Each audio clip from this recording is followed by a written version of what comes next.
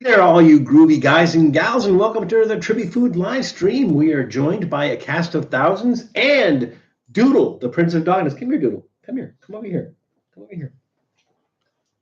Can't see him. For some reason, the bench doesn't show up. Here, let's put him up here. There he is. Doodle, the Prince of Darkness, everybody.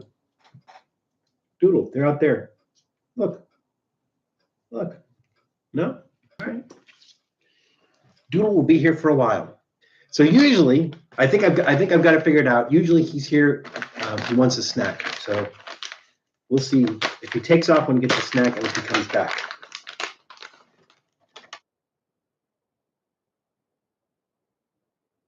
And there he goes. I'm gonna adjust the camera a little bit because it looks like when I look into the camera, it's a weird angle. I think we're okay. You bring that up a little bit, maybe. Yeah, is that better? Yeah, better. I think better. We're still not going to see Doodle, but for some reason this area here, like the camera automatically zooms out or something. How is the video? How is the audio? Everybody, does it look okay for everybody? Here we go. Let's see how many people we have in the room. It says 3, but I see more than 3 in there. Eli, welcome Eli. Welcome 999. Let me try that in English. Welcome 999 squad. Welcome Kaylee, the Pokemon Master. Welcome back, Kaylee. We've not seen you in a while. Welcome. Janice, who's here, of course, has not broken a streak yet and has been here on every single live stream we've ever done. I'm a little bit phlegmy today, but I don't know if it's just a holdover from the whole COVID thing or just like it's allergies or something. I don't know. We got Miguel Rangel there. Welcome, Miguel. Ice Hand 69. Let's see. Who did I miss? King Ghost Paranormal, which I think is John King. And if it is John King, John did get your message. John was trying to get on our live stream last week, but could not access it. So welcome back, John. Glad you could make it. Who did I miss? Eli. Eli is asking, when is the Bondegi shake coming? Soon. I hoped to do it yesterday. So yesterday I went to Hawaii Supermarket and I looked up and down the aisles and I could not find the cans of Bondegi. So I will find them somewhere and it will happen, Eli. And we will we'll throw that back to you and credit you for that one. So there we go on that. Oh, okay. I see, John, where you actually say that you had to create a new account since you lost your other account. But I thought you said you had some internet issue or something. But either way, welcome back. Glad to have you here. So again, a lot of people commenting in there, but that little number thing there says 8. So it just seems kind of weird to me. So again, how's the video? How's the lighting? How's the audio? Like if I sound a little like nasally and everything, it's because I'm a little nasally and everything. So there we go. I appreciate you guys for showing up because I was thinking, or I thought about it afterwards, we're going to do this on April 1st, that a lot of you are probably might be thinking, he's not really doing a live stream on April 1st. It's an April Fool's, but we are actually doing a live stream on April 1st. It's just, it's another Saturday for us. So we'll have some interesting trivia questions, being that this is April 1st. We do have some interesting treats. But we're playing it straight on the treats and everything. So nothing. We haven't made anything up. We sort of put out an April 1st episode. It was actually from last year, but it was so good I just put it out again today. So if you guys look out there today, you see the episode. It was eating the Trippy meal at the oldest McDonald's. So check that out. That's our right now annual April 1st episode. Val, guess what I am drinking? Tom, I'm sorry. John, I am going to guess that you are drinking a Coors Light. That's my guess. You're drinking a Coors Light. So I found the Pepsi, the Pepsi, trying it next week. I found it, and at the time, you couldn't buy just a bottle of it. Now you can. Now, when you do find it, you can get a whole bottle of it. When I found it, you could not, and you had to buy a case of it. So I had to buy a case of the small cans. So now I have a whole case of the small cans. So, I would have sent them your way, Kaylee, but now you're on the other side of the country. But you know, I'd be curious. After you try it, Kaylee, leave a comment on our episode where we reviewed the Peepsy. I think it was a short where we reviewed it, and let us know what you think. Let us know what you thought of the Peepsy. You know, did it hit the mark? Did it taste like Peeps? Did it taste like Pepsi? You know, whatever. But yeah, check that out. I'm ready to be on a Chelada Val level today. Eli, pace yourself, man. Pace yourself. It's early on a Saturday. See if you can find the Heinz ketchup and mustard Lay's from Thailand. I bet they're at some Asian market. I was at Hawaii Supermarket, which is probably the largest Asian market in the area. I could not find. I would have noticed. I did pick up one Lay's. I don't know. I think it was from Thailand. I did pick up one Lay's. It wasn't ketchup or mustard. That would have been cool, but it was some other unusual flavor. Did we? I thought maybe we had one today. We do not have one today. But so next week we have a Lay's, and I think it's a Thai Lay's flavor. But it's I think it's like a green peppercorn or something like that. Something like that. But we'll see next week. Miguel, you are sipping on a Bud Ice. Oh, okay. I was close to guessing. Oh, John King says he's drinking Steel Reserve. So I was not. I was way off. I was closer to what you're drinking, Miguel, than what John King is drinking. So there we go. Hey, Donna Lauderdale has just entered the room. Welcome, Donna. It just seems like there's a lot of people in the chat, but the little number up there says 8. So there we go. Again, a little nasally, so I please forgive me on that. But I really wanted to do a live stream, and as long as you guys don't mind, it's like, you know, then we're gonna do it anyways. I didn't see anybody saying how. Oh, okay. Janice said video and audio are good. 999 Squad said all good, so we're all good. And Kaylee, the Pokemon Master, said okay, seems okay to me. So cool. Kaylee, you said at the beginning. Hang on a second. Let me scroll back up there. Oh, so I finished the Resident Evil 3 remake on Thursday night. Incredible game. I mean, Resident Evil 4. Full disclosure, I've not played any of those games, so I don't know how it was. Matt usually is on top of that on Reckless Eating, for those of you who don't know. Matt is usually on top of that. He's usually playing everything that's new. I've not seen him play that one, but he probably has. So there we go. I'm going to enjoy some coffee. Bear with me 1 second. I'm trying to think if this actually showed up in a video. So this mug was from the Oregon Renaissance Fair. And we did an episode at the Renaissance Oregon Fair. Yeah, try that again. We did an episode in the Oregon Renaissance Fair, and got this nice mug from it. So there we go. I actually got 2 of them. And the coffee is from Colombia. So it is Cafe Quindio, which is one of the better ones in Colombia. That's the last of it right there. Bag's gone, and you need more coffee, and I'm not going to be able to get any Cafe Quindio, but really, really good.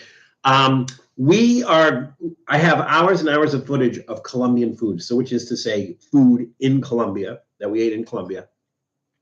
Hours of footage. And I think we have Cafe Quindio in there. So we actually went to a Cafe Quindio, and I think that's in there. So you'll see, you know, Cafe Quindio. Also, our adult beverage today is also from Colombia. It's from Villa de Leyva. And so we're going to do something unique and original today. What we're going to do is, when we do our adult beverage, I'm going to film that as an episode. So we're going to be live with you guys, but filming an episode or a part of an episode for the Colombian food episode of this beverage. And you'll see why in a few minutes. And it'll be fun. So you guys will participate in it. People won't hear you. People won't see you. But, you know, I'll mention that we're doing it live, and you guys, you know, we'll be able to experience that. You'll see that piece of it before anybody else does. So there we go. Maybe you should try H Mart for the bun. Yeah, Janice, I know they definitely have it at H Mart because that's where I've gotten it before. So I think there's an H Mart in Pasadena or near Pasadena. So I'll definitely get it there. Thank you for being helpful, Janice, on having me do that bondegi shake. I really appreciate that. I should do that with you as a collaboration. Wouldn't that be fun? Janice, have you ever had bondegi? I don't know that you have, but have you ever had bondegi? Has anybody else ever had bondegi? Has anybody out there had bondegi before? Bondegi is silkworm pupa. It is I don't want to say it's a delicacy. It's really kind of a street food in Korea. And the way it came about was in the factories where they unspin the silk cocoons to make silk. They get to the end of it, and there's that little insect, the little pupa, which is basically between the larva stage, which is the caterpillar, and the moth, and the adult stage, which is the moth. So it's the cocoon stage where it's turning into a moth.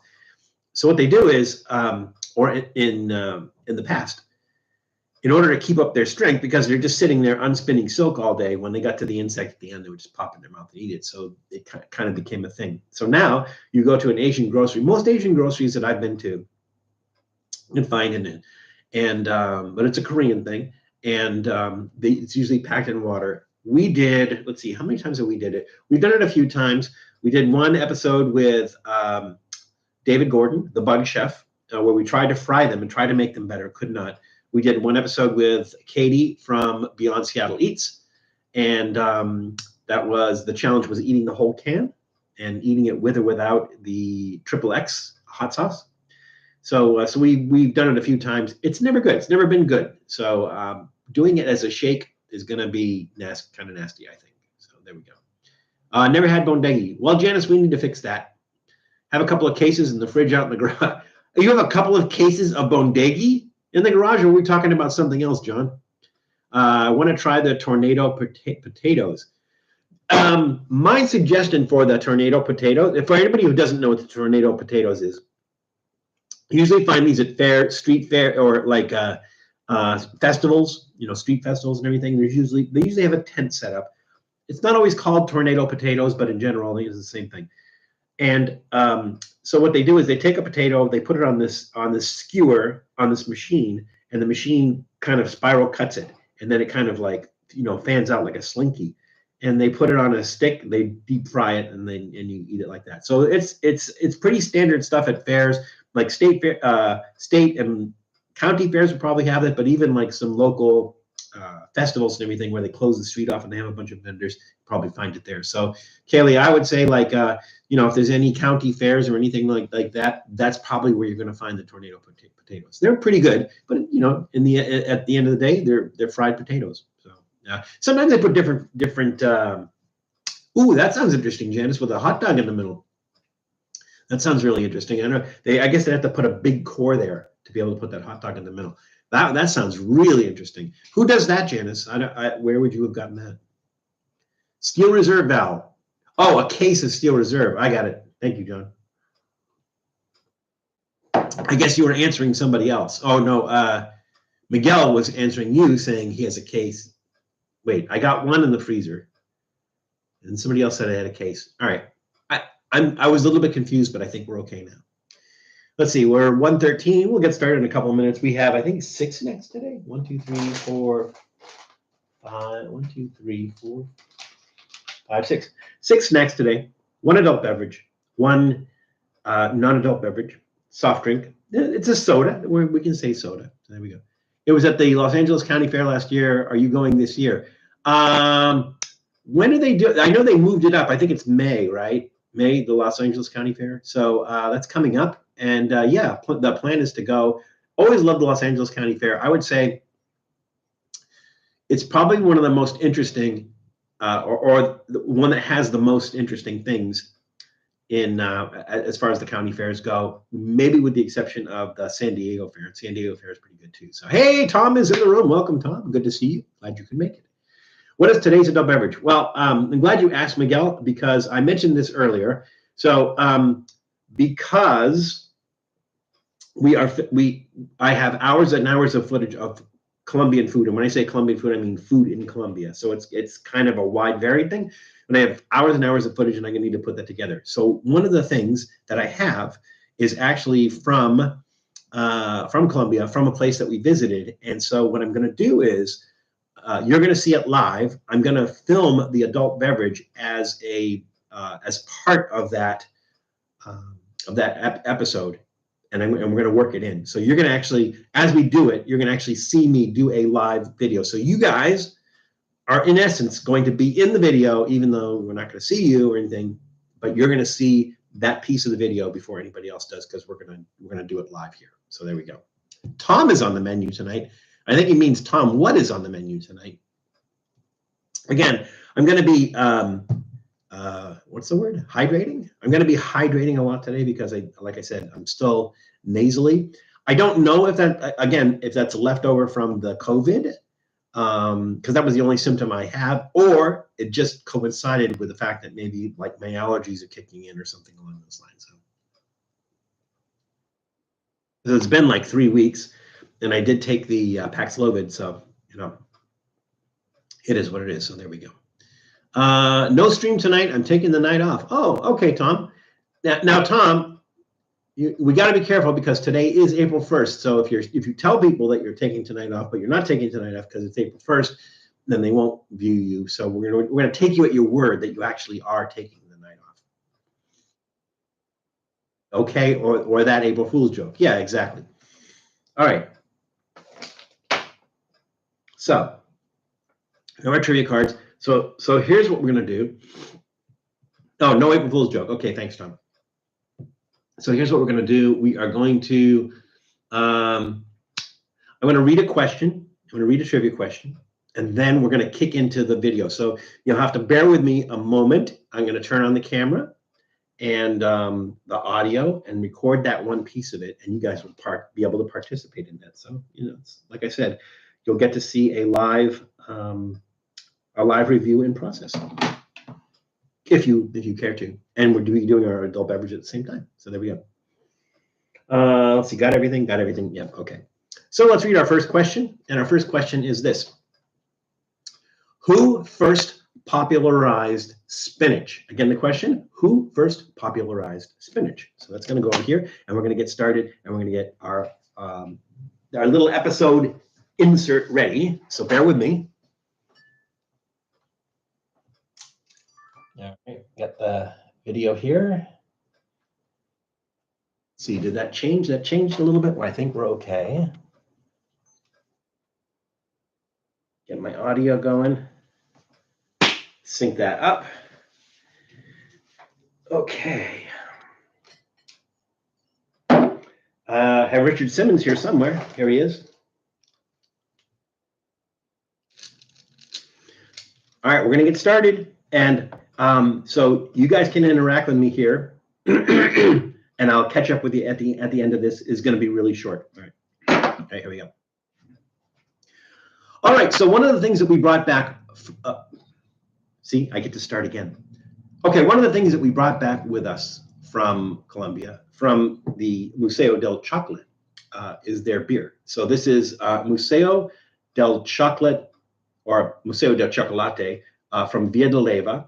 This is Edición Especial Craft Beer Cerveza Artesanal. So which is artisanal beer, craft beer, and it is chocolate beer. So this is from the Museo del Chocolate, or I'm sorry, Museo del Chocolate in Villa de Leyva, Colombia. So we're going to go ahead and start and try this.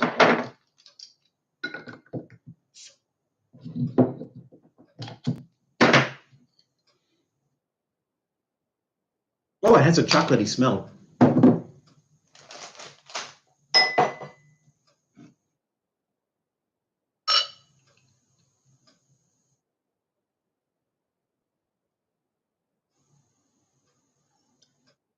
It really has a chocolatey smell.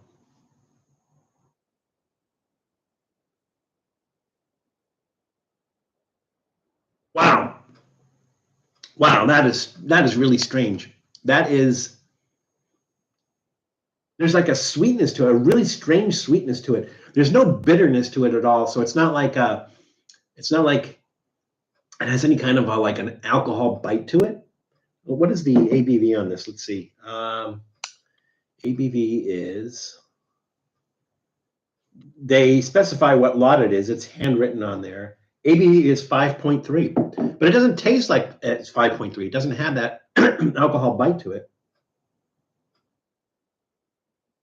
It's a really, really strange flavor. That sweetness, there's just this really strange sweetness to it. Definitely taste the chocolate.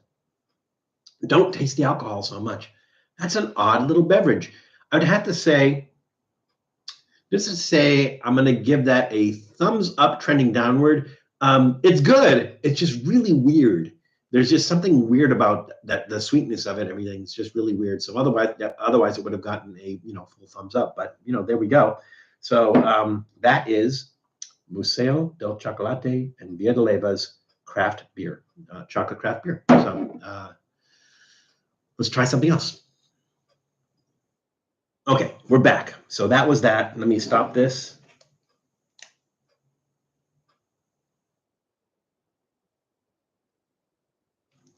Chocolate beer. Let me stop this.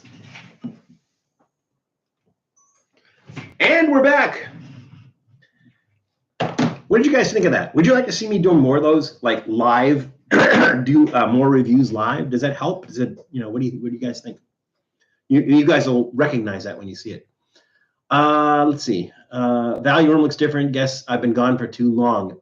Amy, when was the last time? Oh, welcome, by the way, Amy Keiki. When was the last time you were on a live stream? Because we're actually, we moved at the beginning of February. February 1st, we moved. And we're in the same apartment complex. We're just in a new apartment. And when I say new apartment, it's like completely gutted and renovated. So things are a little bit different. I did not have these shelves before. I had a single bookcase in the background. The layout's a little bit different because I think we were facing the window last time. We're not facing the window now. It's a little bit different. So it may actually be a different room than the last time you saw. So I don't know. Okay, let's see what I missed while I was doing the review. Did I miss anything? Let's see. Yeah, I think so. Well, I did miss a couple people coming into the room. So Amy Keiki obviously came into the room, and Ludwig is here. So welcome, Ludwig. I'm going to close this just so I don't waste the battery. And we're back. This is really weird. That's just this really, really strange flavor. This really strange sweet flavor. Like I've tried porters and stouts that have a certain sweetness to it. This is like sugary sweet, but I don't know. It's really bizarre. Do they list ingredients here? They do. Agua, which is water. Malta, which is malt. What is it? Lipulo? Levadura. I'm not sure what that is, but that's it. Those are the only. So it's a malt. It's really a malt beverage. I don't think there's hops in here. Really strange little drink. It's really exceptionally sweet. This would be a really, really good beer to do a beer float with. So that's my opinion anyways. Okay, let's see. So let's go back to our card. The question was who first popularized spinach? Let's see. Kaylee, the Pokemon Master, said Popeye. Miguel Rangel said Popeye. Janice said Popeye the Sailor Man. Tom said Come-I or Popeye. 999 Squad said Popeye. Icehan69 said Popeye. Donna Lauderdale said Popeye. Everybody said Popeye. Well, it wasn't. In fact, I'm sorry, but it was not Popeye. It was, in fact, Frank Rocky Fiegel. Spinach was first popularized by Frank Rocky Fiegel. And I want you to look that up. I want you to look up Frank Rocky Fiegel. Rocky was, in quotes, his nickname was Rocky. His last name is spelled F-I-E-G-E-L. I want you to look that up. Frank Rocky Fiegel. So there we go. All right. Happy April 1st. Okay, let's see. Did I miss anything else? I'm just going back. You also moved in February. Did you move in the same apartment complex, Amy, or far away? Val, did you get new glasses? I got new glasses since the last time you saw John. I think I was wearing these last week on last week's live stream. But yes, they are new glasses. I still have the other glasses. I just, like to be able to change them up. So there's new, old. What do you guys prefer? You guys want to wear the old ones, or you guys want to wear the new ones? I'll do it whatever way you want. I was just changing it up. But which ones do you guys like better? Which guys do you want to see? I mean, which ones do you want to see, guys?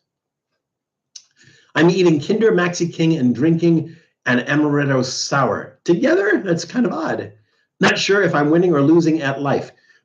You're winning, man. You get like, you got to grab all the gusto you can, Ludwig. So you're winning. Has anyone heard about something called the International Food Fest? It's going to be in downtown Riverside. I'm not, Amy, but I'm going to check that out now. Riverside, the only thing I know of the big thing in Riverside is the Riverside County Fair. That's actually not in Riverside itself. It's in Indio, but I think they consider it Riverside.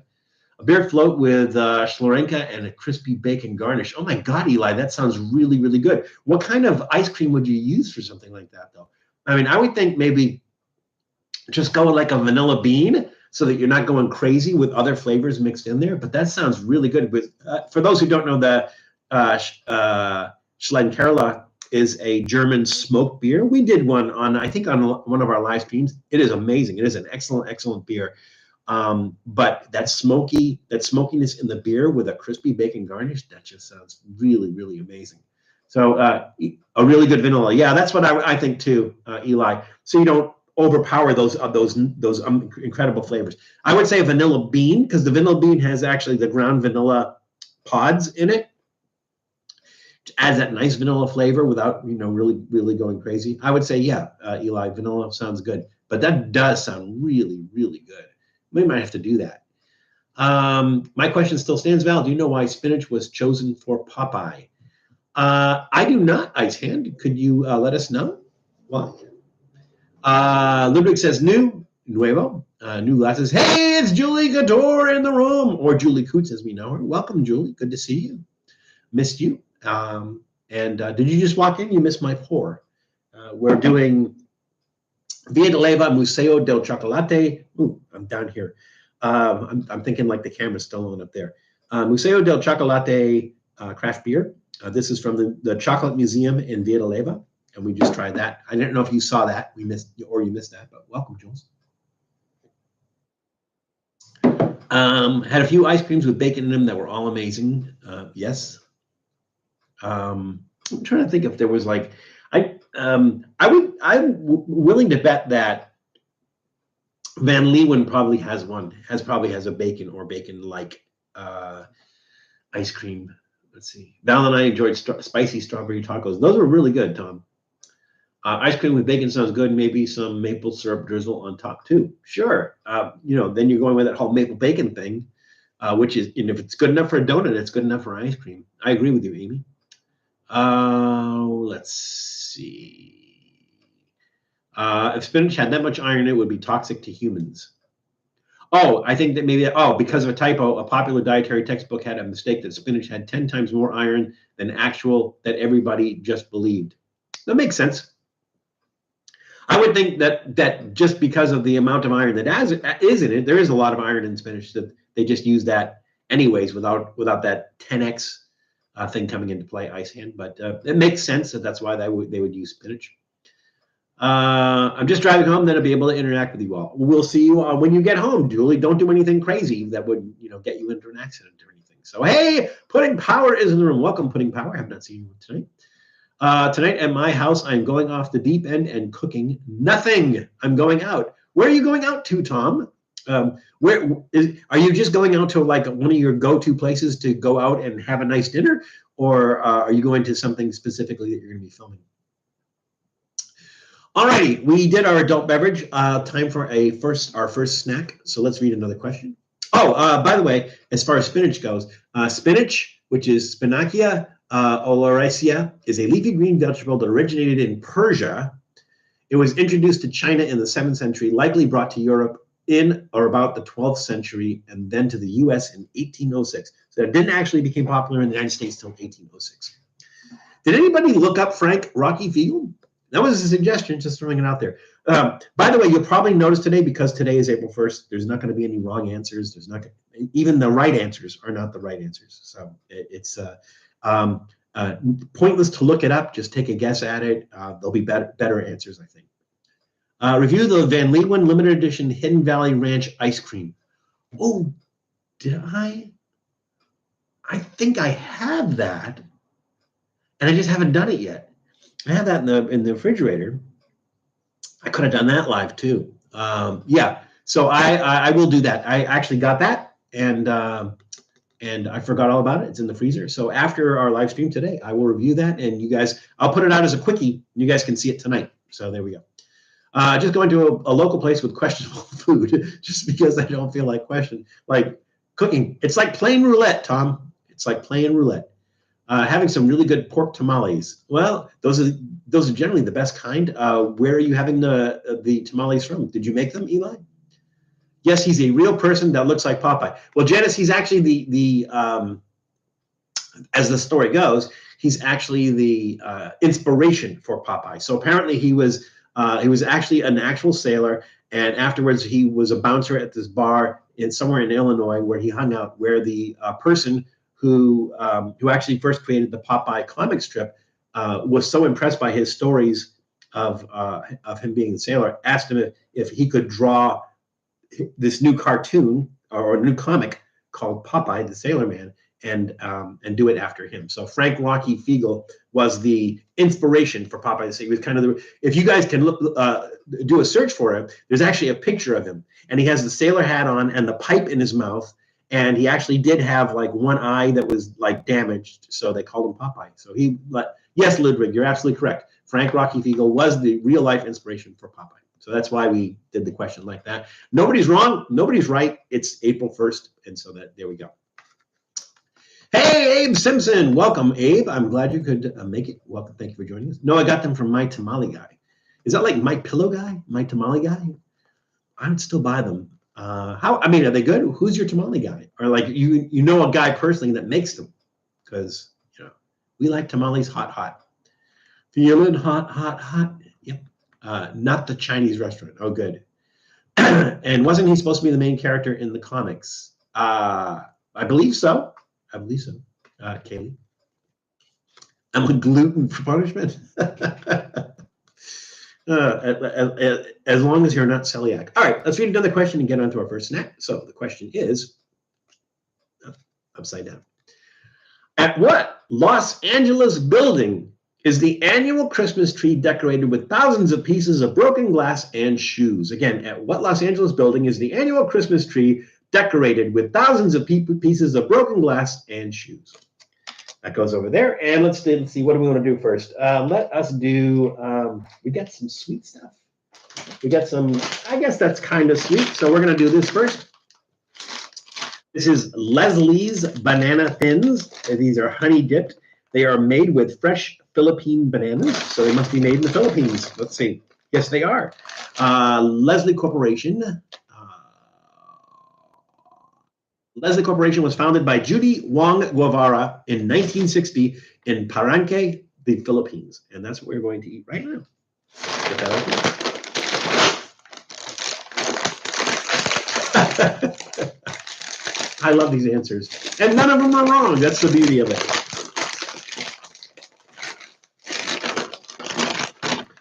So here's the thing, and you guys have heard me say this before. It seems to me like when you go to like an Asian grocery and you get snacks like this from an Asian grocery, the bags are almost impossible to open. And I'm trying to figure out why. Now, these came from the Philippines.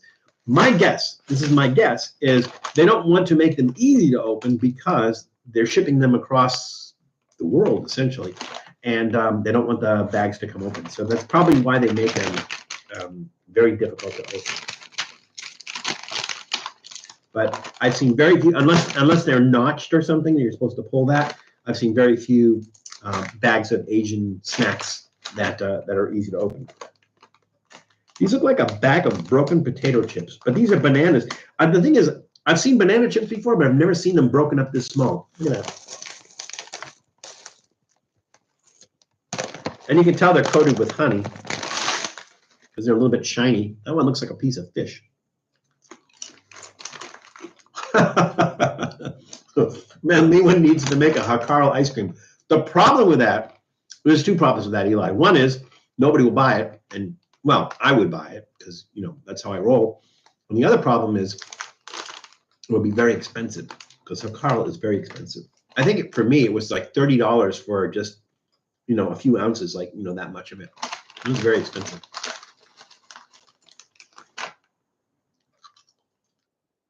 Okay.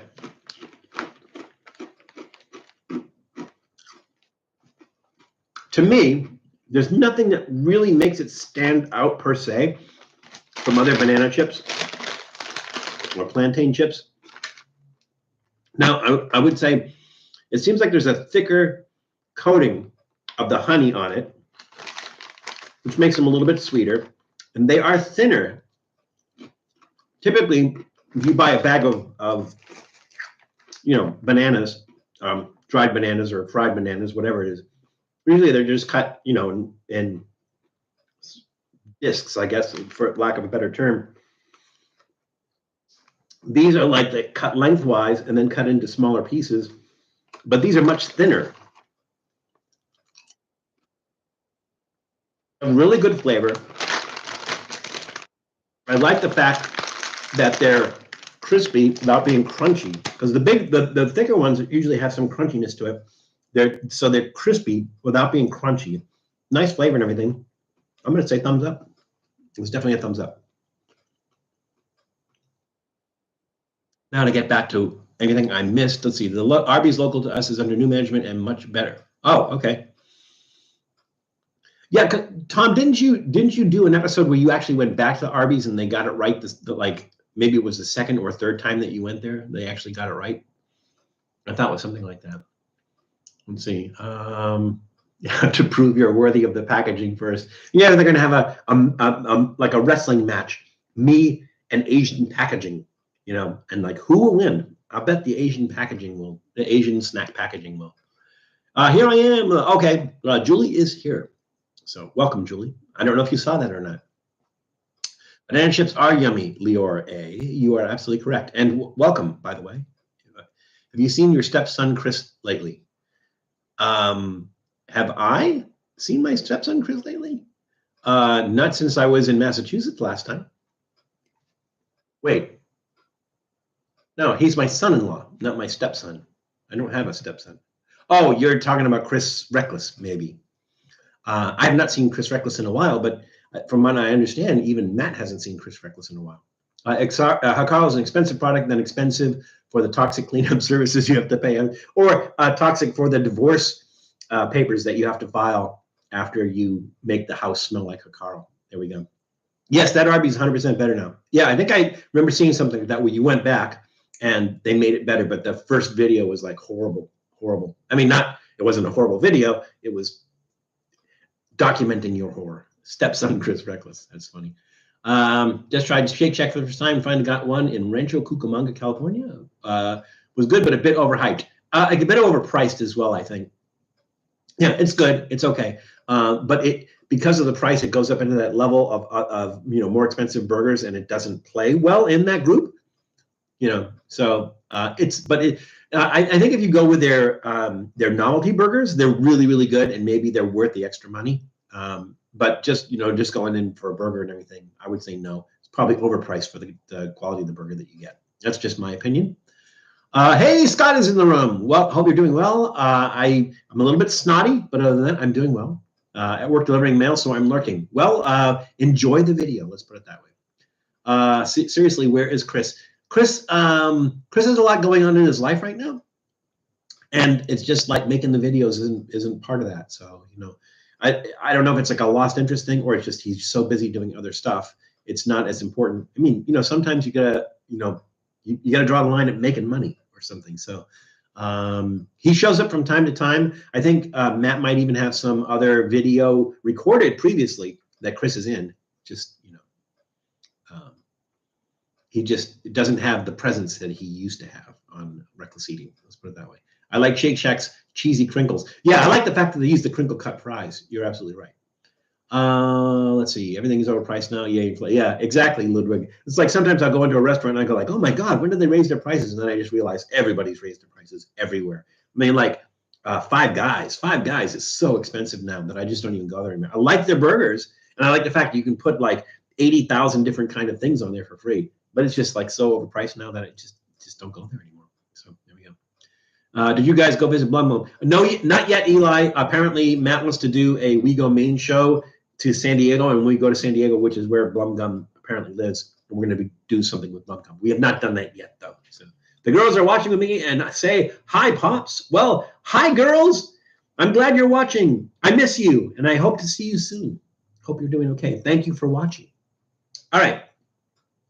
So the question was that we asked, it seemed like hours ago.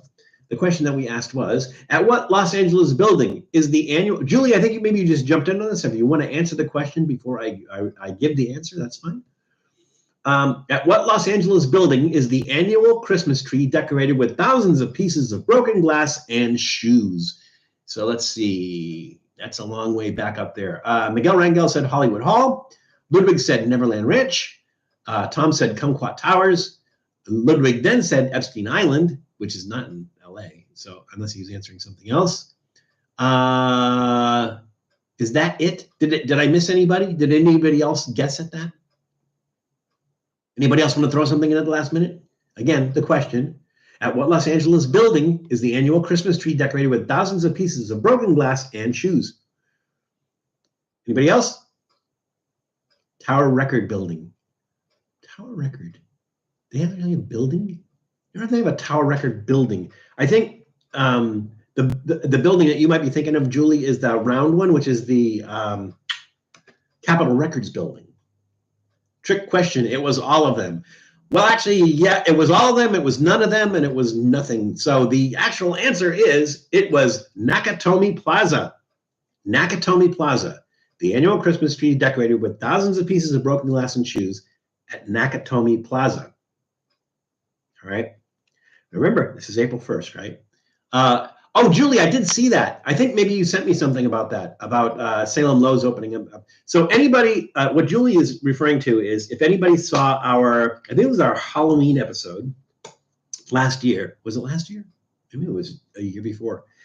Our Halloween episode, one of the things we did, we were in Salem, Massachusetts for Halloween. And one of the things that we did was we went to Salem Lowe. And Salem Lowe, I think since 1912, something around there, had been selling chop suey sandwiches. As far as I know, they're the only place that was selling chop suey sandwiches. A couple of the other Chinese restaurants in Salem area did sell them at some point in time, but they were the only ones left. They were right there on Salem Lowe's. They had a building. Last year, now, what people don't realize is that in New England in general, that some places are seasonal, so they close in the winter time. Salem Willows is on the beach. It's not a very popular spot in the wintertime. So they're usually open through Columbus Day. And last year, after Columbus Day, they closed for good. So I think the guy just decided he was going to retire. The guy who was running the place decided he was going to retire, and they closed. But they just recently announced that somebody had bought it, and they're going to be reopening it, and they're going to be having the chop suey sandwiches. So if you don't know what we're talking about as far as the chop suey sandwiches go, then check out our video. And again, I want to say it was either last year or the year before.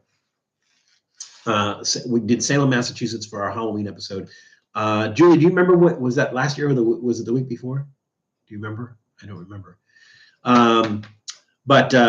But yeah, so they're going to reopen again. So yes, Janice, you're absolutely correct. It is from Die Hard. The tower that the first Die Hard Christmas movie was with the first Die Hard. It took place in a place called Nakatomi Plaza, which is not actually Nakatomi. It's not actually a place in Los Angeles, but you're absolutely right, Janice. It is from Die Hard. So there we go.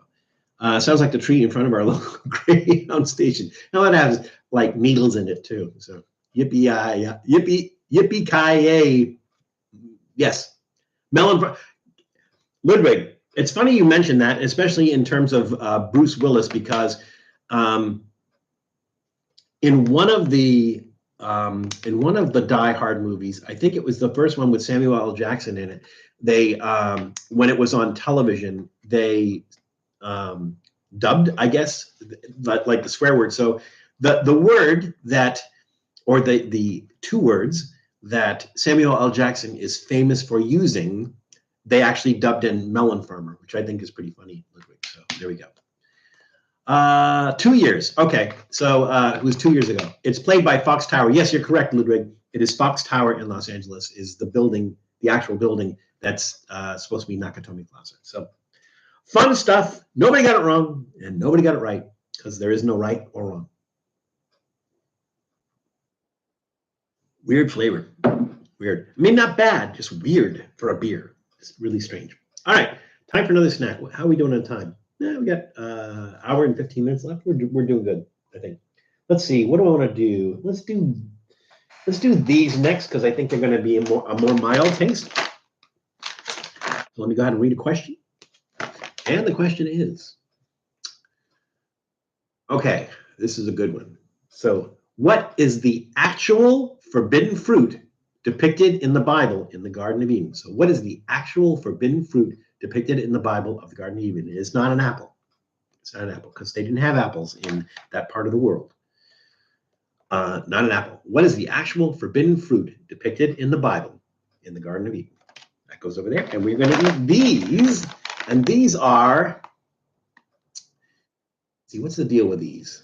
Naruto, and I'm probably going to pronounce this wrong, Naruto Shippuden scrambled egg chips. They are a product of Taiwan. Now, to be fair, Naruto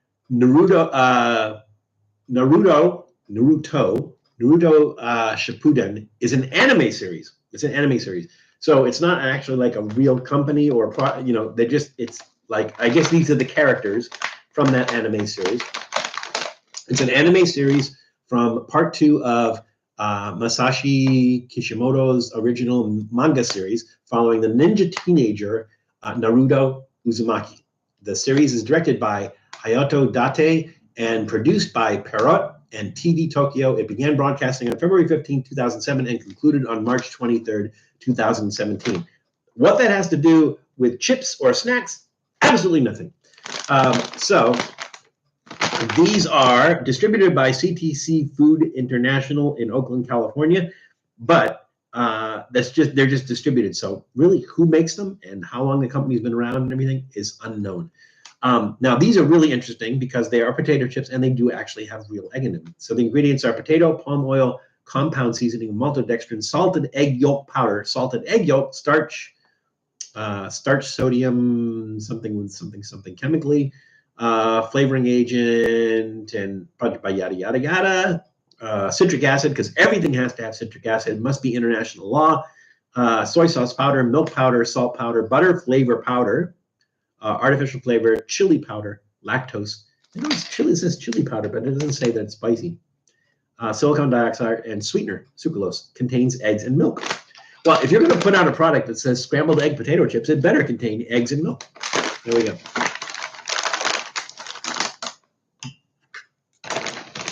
Yeah, so Julie, does Haley know this? Does Haley know this show? I didn't know it, but but if Haley's into that, she might know it. Well, Haley, you're watching. Do you know that? Pronounce it. She does know it, apparently. Naruto. Okay. Oh, yes, you do know it. All right, cool. I didn't. Which of these guys, excuse me, which of these guys is Naruto? Or actually, is it Naruto Uzumaki? Which of these guys is him? This guy? Looks like it'd be him because he's the biggest guy. In the KGV, it's referred to as the fruit of the tree of knowledge of good and evil. Oh, okay. Same fruit, I'll bet. Naruto is the one in orange.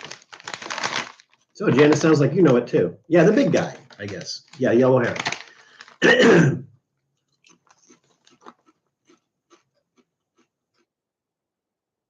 Wow. That is eggy. That is eggy.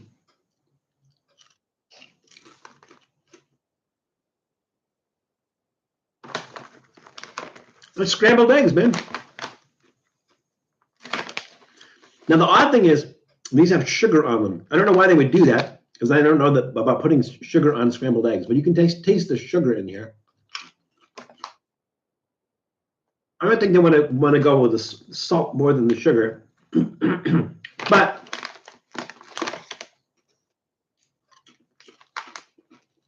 those are really good. They hit the mark on that one. That's just like the flavor of scrambled egg is unmistakable. That's a thumbs up. That's a big thumbs up. I don't know how they do that. I guess they powder it and somehow get that to coat the chip and everything. I don't know how they get that flavor, but they do, and it's really, really good. That's a big thumbs up. All right, let's go back to our question. The question was, what is the actual forbidden fruit? I guess it would help if I held this right side up. If I'm going to pretend to read from it. What is the actual forbidden fruit depicted in the Bible in the Garden of Eden? So let's go back and see where those guesses were. And Scooper did nothing wrong. Let's see. Especially when they go to Vegas and review pizza. I think you're talking about me, but that was weird. All right, there we go. Love the Trippy food vlogs with Matt. Yeah, we have fun. We always have fun. Sometimes there's behind the scenes not fun, but most of the part it's fun. Let's see. Okay, Janice Yamanaka said pomegranate. Tom, old guy in Colorado, said kumquats. Eli says apricots. Ludwig said Oreos, and I don't know if that was the guess as to the fruit in the Garden of Eden. Why not Oreos? I don't know. The forbidden lambada fruit. That's right. The forbidden dance, lambada. Is that it? Oh, Julie said the forbidden fruit is pomegranate. Let's see.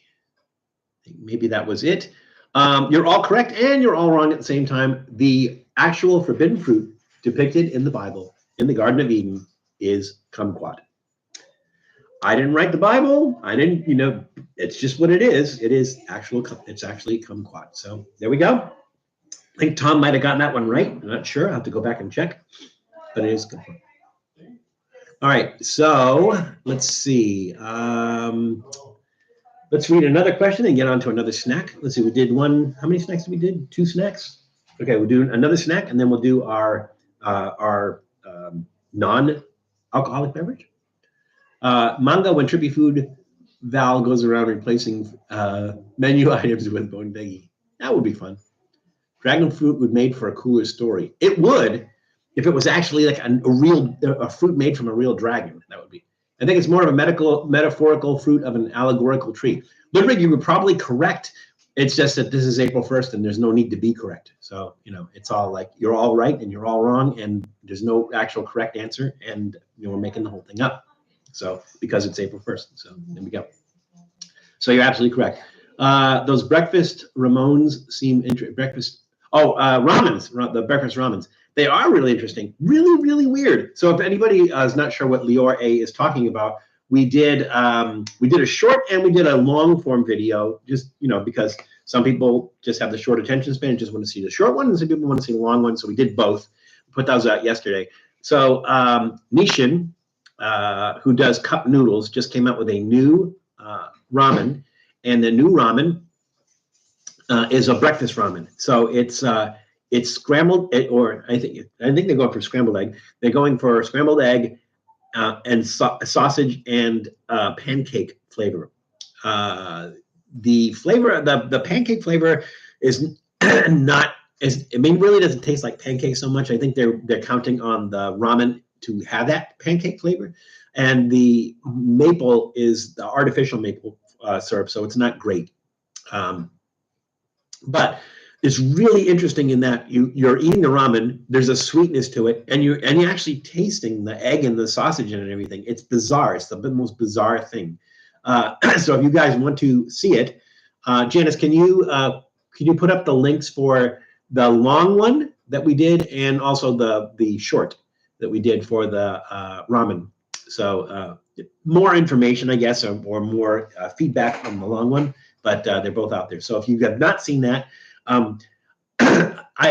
it's a good thing I put it out yesterday, because I think if I put it out today, people would have said that's not a real thing. So, but it actually is a real thing, and you get them at Walmart. So you're gonna let us know your neighbors are giving us strange looks. My neighbors are giving you strange what?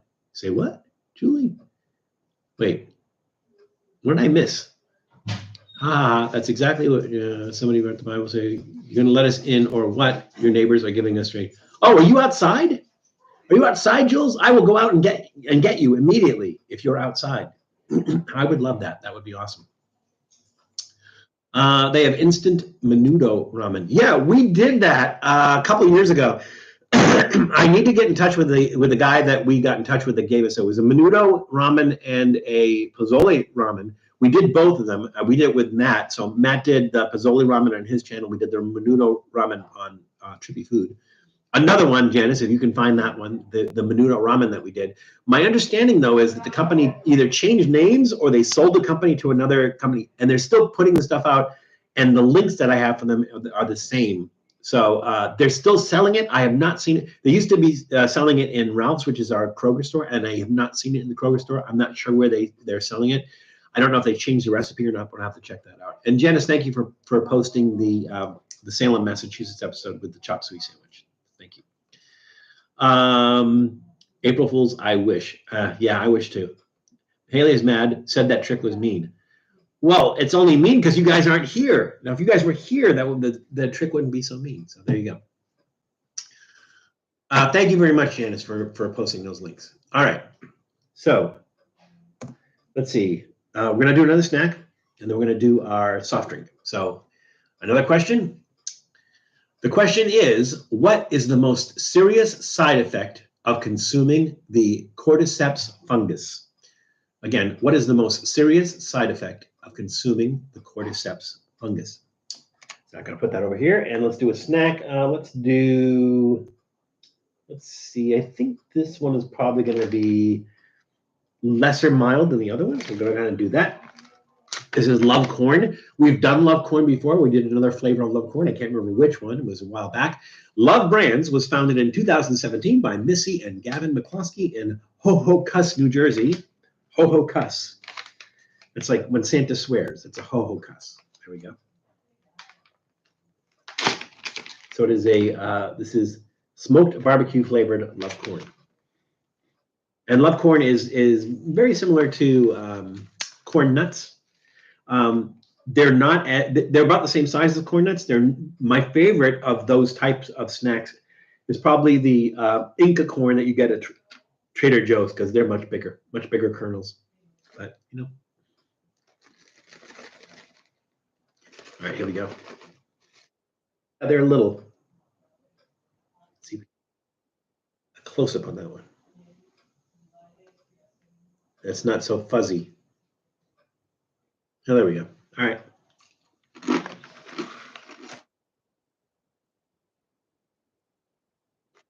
And yes, Claudia, if you're watching, I am eating rocks. They're not as crunchy. They're not as crunchy as corn nuts or the Inca corn. The barbecue flavor is a little bit muted on that. I kind of wish that they kind of amped up that barbecue, that smoked barbecue flavor. Not getting so much smoke, not getting so much barbecue sauce flavor. It's there. I just kind of want that to be kicked up a little bit.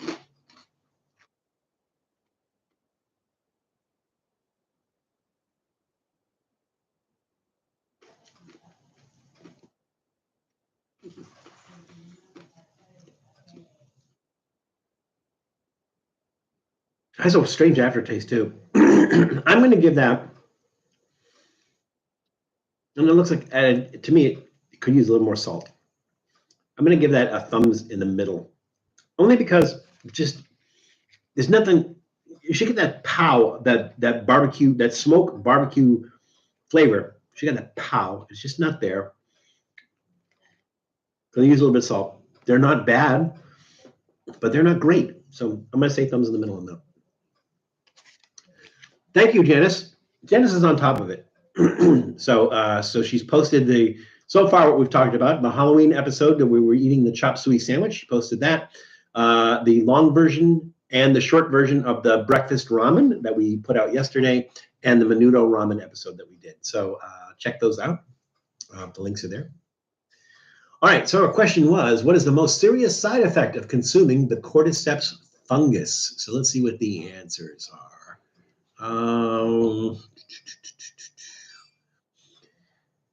Ludwig said bad sequels. I think maybe that was in regards to that. Eli says you become a fun you become a fun guy. Julie says sprouting horns. Miguel Rangel said tripping. Ice Hand said side effect of painful erections over 4 hours. Ludwig then says clicking, sneaking, crafting, and murdering. Well, Julie's saying corn, corn, corn. I don't think that's the answer to that. Or Pop Rocks. Janice Yamanaka says they can cause diarrhea. Ludwig said brains. That's not really a side effect. Move on to the Inca corn. See if Claudia's. I don't have any, Julie. I don't have any. She would definitely hear it because I hear her in the other room. I think my in-laws, my mother and father-in-law are here because I can hear them talking. But apparently, they didn't hear me eating that, so it wasn't crunchy enough. So, good answers, everybody. The correct answer is turning into a zombie. Now, that is the April 1st answer. Janice is probably closer to the actual correct answer because the cordyceps. So our April 1st answer is based on the series The Last of Us. I think it's on. I want to say it's on HBO. The Last of Us. So there's a fungus that infects human beings and turns them into zombies, and then sprouts them as funguses and stuff. And they call the fungus cordyceps. Now, there is actual cordyceps fungus, and what it does is it usually insects. It attaches itself to insects, and it keeps the insect alive while it's feeding on the insect, and it directs the insect to climb up to like to tall places where it can spread the spores, and then it's like permanently attached to the insect, which it then consumes. So cordyceps, also called Dongchong cow, I believe, is a genus of Ascomyceti. I might be saying that wrong. Fungi. Includes about 600 worldwide species. Variants have had more than 1,500 years of use in Chinese medicine. Most species are endoparasitoids, parasitic mainly on insects and other arthropods. A few are parasitic on other fungi. None of them are parasitic on human beings. It's just the thing they used for the show.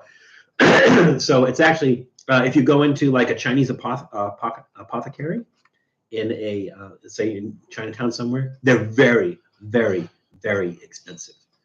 Cordyceps fruiting bodies are generally harmless to humans, but cordyceps spores can cause nasty allergic reactions to human lungs. Yeah, there are some side effects too, but they're generally used in Chinese medicine, cordyceps. But again, because it's April 1st, I wanted to work it into the show. And so again, no correct answer, no incorrect answer. It's all April 1st and we're all having fun. So there we go. It's not Inca, it's mine. Did I miss anything? Nightmare fuel.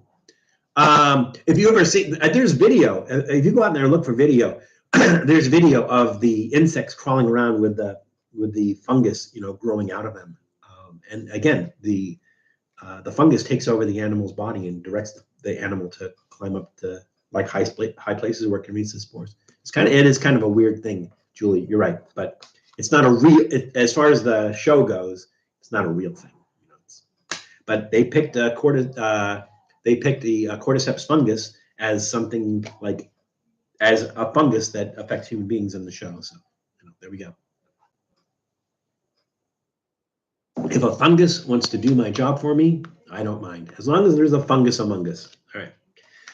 Okay, so we did 3 snacks. It's time for our soft drink. So let's read another card.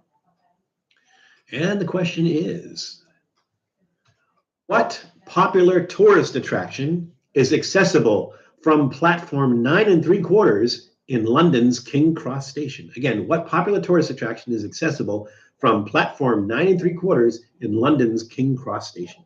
Let's put that over here. And let's do our soft drink. So this is from Rocket Fizz, and this is Rocket Fizz chocolate soda. So we're going with a chocolate theme with the beer and a chocolate theme with the soda. It's chocolate soda with peanut butter and real cocoa. So it's kind of like a Reese's cup. A Reese's cup soda, I guess. Let's see.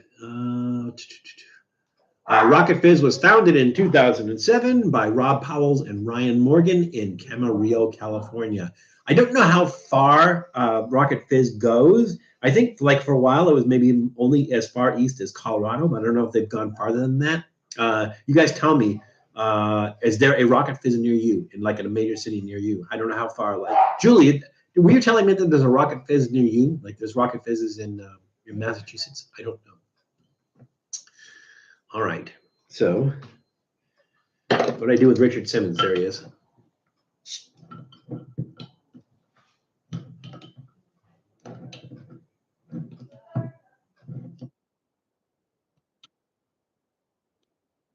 Save this ordinary bottle cap that's not special at all. Same chocolate smell as that beer, which is kind of an odd thing.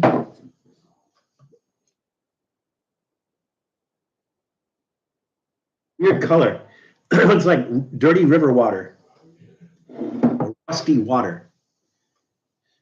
It does have that chocolate smell. It even has that peanut butter taste, though.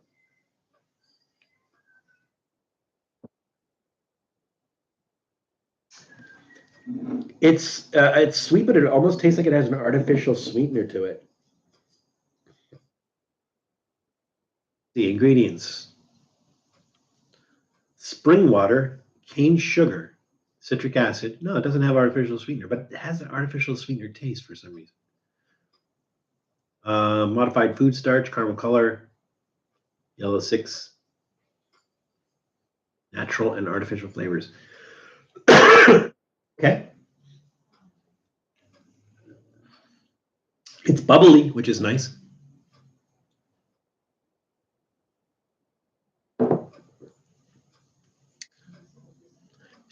You know, it's weird. It almost has like a butterscotch taste. It's kind of weird. Now I know that like the Harry Potter butterbeer that they sell, that definitely it tastes like you're eating a piece of butterscotch, like a butterscotch candy. This one almost has that flavor. Not really strong on the peanut butter, but it's saying chocolate soda and peanut butter with peanut butter and real cocoa down at the bottom. So I'm getting the chocolate taste. And like I said, there's this really weird kind of butterscotch taste to it too. It's kind of weird. Maybe it's like artificial flavoring for the peanut, for the trying to get the peanut butter or something. It's really interesting and different. I'm going to give it a thumbs up, but the thumbs up trending downward a little bit, just because that kind of weird sweetness. It almost tastes like I said, like butterscotch. I don't know why it's there. Just kind of a weird flavor, but it's actually pretty good. So I'm going to say thumbs up, trending downward slightly. So let's do this as long as we're at it.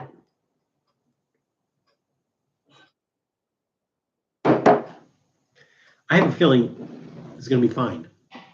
Although remember, this had a weird sweetness to it too. So okay, let's try this. Cheers. Now that's so weird. When I mix the two of them together, that chocolate smell that both of them have kind of dissipates. It's kind of weird.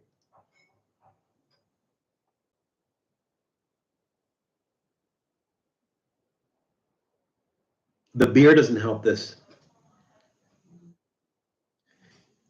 By itself, the beer doesn't have that flavor, but when you mix the two of them together for some reason, and maybe it's because the soda is thinner and it kind of washes that flavor out or something, is that you can taste that it's, you can taste the beer flavor a lot more.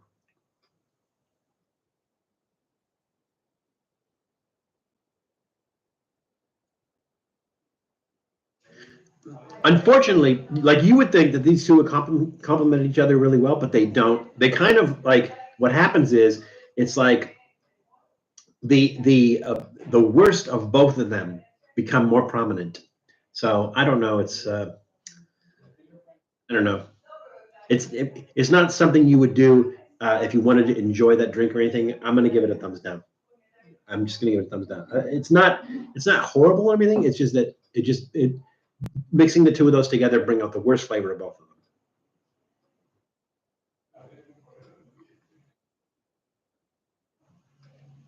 It's not good. All right. Individually, they're good. Together, not so good. All right, so our question was, what popular tourist attraction is accessible from platform 9 3/4 in London's King Cross Station? And the answers were, let's see, Julie said Hogwarts. Janice said Diagon Alley. I said the London Hooters. Ludwig said the Slap Joan Rowling experience. Miguel Rangel said Englandland. All great answers. Julie says hurts like hell running into that wall. It sounds to me like Julie's actually been in that train station and has tried to go through that wall. Ludwig then says Megan and Harry's Rock and Roller Derby Bingo Karaoke. I wish that place existed. It sounds like fun.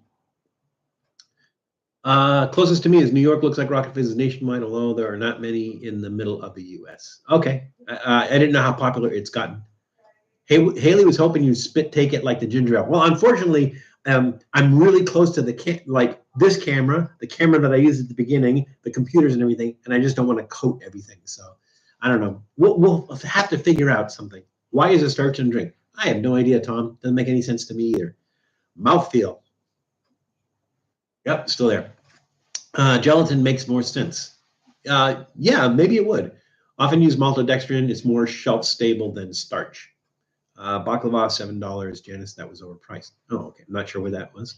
Oh, probably talking about one of Janice's videos. If you throw tamales on the kamal to get some of the massa's edges a little crispy, it takes it to no. I imagine it would, Eli. It sounds really good. All right, I think everybody has guessed who is going to guess. The correct answer is Hogwarts, Diagon Alley. Yes, they're all correct. It is how to get to Hogwarts. So what happens is, I think they probably have, it doesn't exist.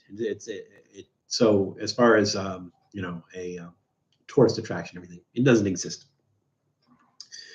But it doesn't stop people from going in there. In the movie, to get there, you run through the brick wall. And when you come out on the other side, you're at the train station near Hogwarts. And so every year, as Julie mentioned, people go to that train station and they see the sign for platform 9 3/4, and they run into that brick wall, and they're just running into a brick wall.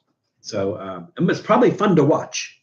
I hope nobody seriously gets hurt, but it's fun to watch. So yeah, Hogwarts, Diagon Alley, even the London Hooters, they're all right. It's April 1st, you're all right, and you're all wrong. All right. So let's see. I'm weird. I watch food reviews and people who try new items. Well, I'm weird because I do food reviews and try new items. So you would think that would be a match made in heaven. It's theme park price and we only pay. Oh, okay. So they're talking about the theme park food. She said she doesn't care. That's what you get. That's what you get. It is. That's okay. So we'll keep the language down. So maybe maybe that's it. Maybe I should say a bad word and then we'll have a spit take. So there we go. They have a bog tourist trap for those in there for those pictures. That's funny. King's Cross Station employs people to stop idiots from braining themselves. Cleaning the guts and brains off the wall costs money. I would think so, Ludwig. One of the questions that all the tourist guides get in New Orleans is, where is the House of the Rising Sun? Well, there is a house in New Orleans they call the Rising Sun. It's been the ruin of many a poor boy, and I know I'm one. In case anybody didn't get the reference, Ice Hand. I was going to say great song, good song. Depends on who's actually singing it, because there's like 80,000 different versions. All right, so let's pick another card and go on to our number 4 snack. Let's see, we got that.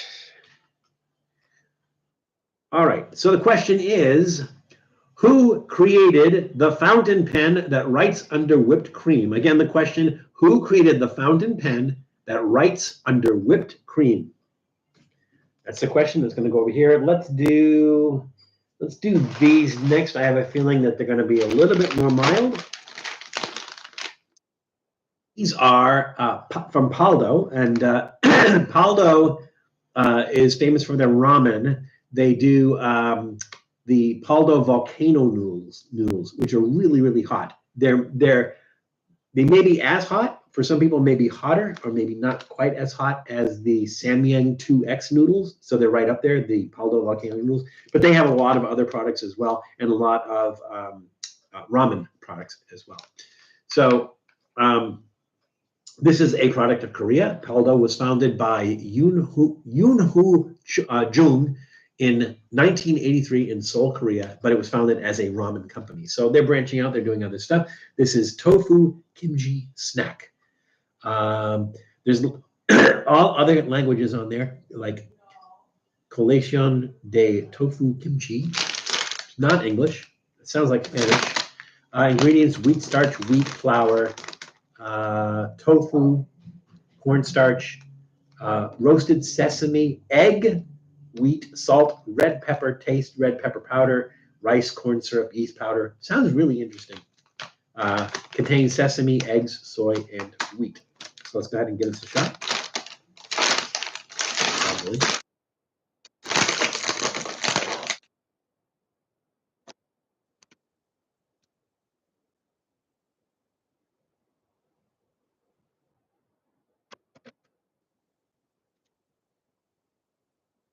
They have a little bit of that footy smell. Bear with me 1 second. I don't know if you're getting bleeding from sound from the other room. I'm going to go close the door. Hang on 1 second.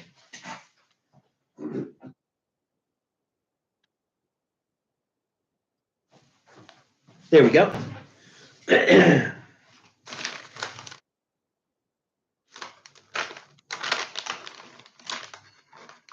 They look light and airy.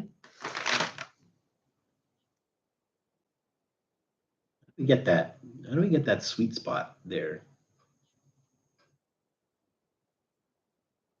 Right there. No. Ah.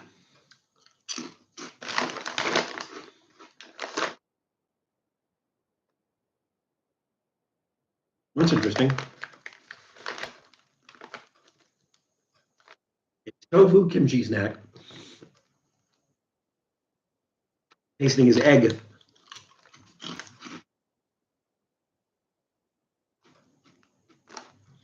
Kimchi's really strong taste. So how do you make a product that says kimchi on it where you don't get that strong taste while you're eating it? And maybe it follows up. Let's see.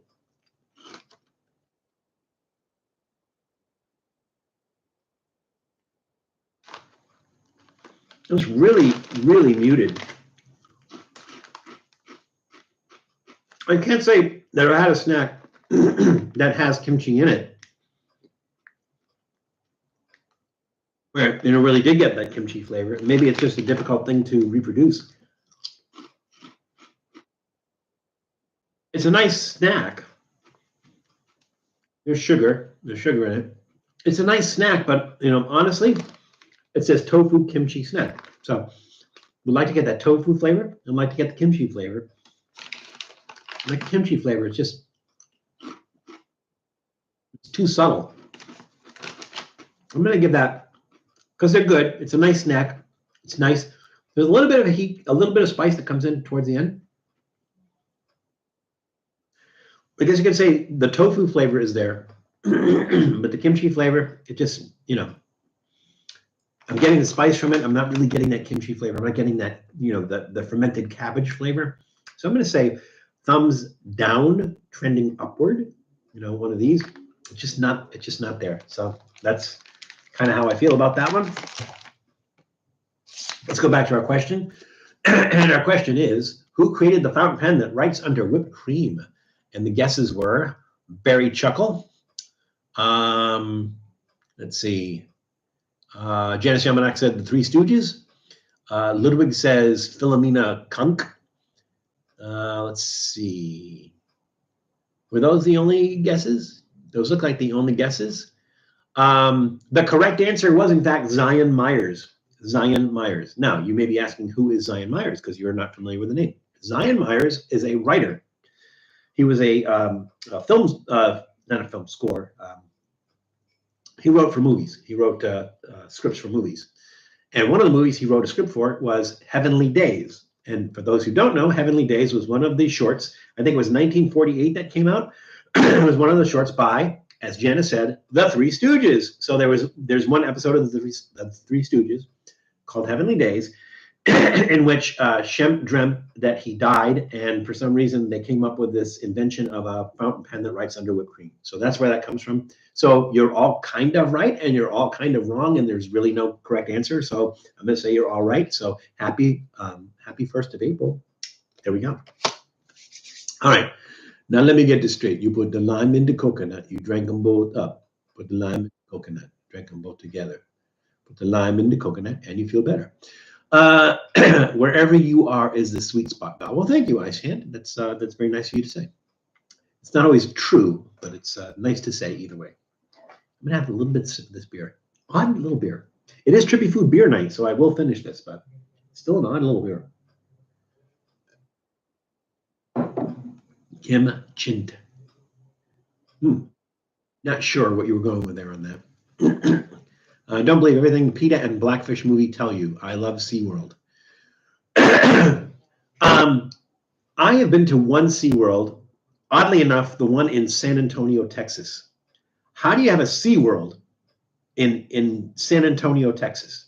I mean, yeah, Texas is on the ocean. It's on the Gulf of Mexico, which isn't deep. But Houston, Galveston, they're on the coast. San Antonio is like in the middle of the state. So how do you have a SeaWorld in the middle of the state? I enjoyed it. It was okay. I don't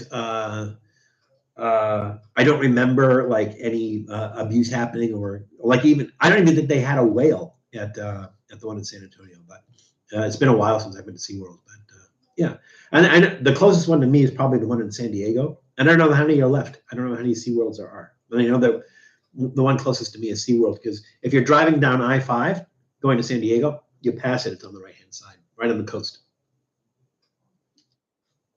which is where you think a SeaWorld should be, on the coast, right? All right. So let's see. We got 2 snacks left. How are we doing on time? We got an hour, half an hour left, more than half an hour left. We're doing great. For those of you who don't know, if you eat a kumquat while turning in a circle while cooking bacon, an OG appears and grants you 1 meal. Ooh. I want to try that. Is that true, Tom? Do you have to appear? Are you like, what was his name? I want to say it was like Mississippi Fats was the name of the character. So this is in a Twilight Zone episode. It was Jonathan Winters. And anytime somebody challenged Mississippi Fats, who was dead, Mississippi Fats would come back from the dead, so you could challenge him, so you could play him. So this one character, and I can't remember the name of the character, was played by... who's the one that played Oscar Madison? Jack Klugman. Jack Klugman was this pool player who always says, "You're good, but you're not as good as Mississippi Fats," or whatever it is. And so, so he goes, "If I could just play Mississippi Fats, I can prove that I'm better than him." And so Mississippi Fats shows up, which is Jonathan Winters' character in Mississippi Fats. And I'm saying Mississippi Fats might not be the name of the character.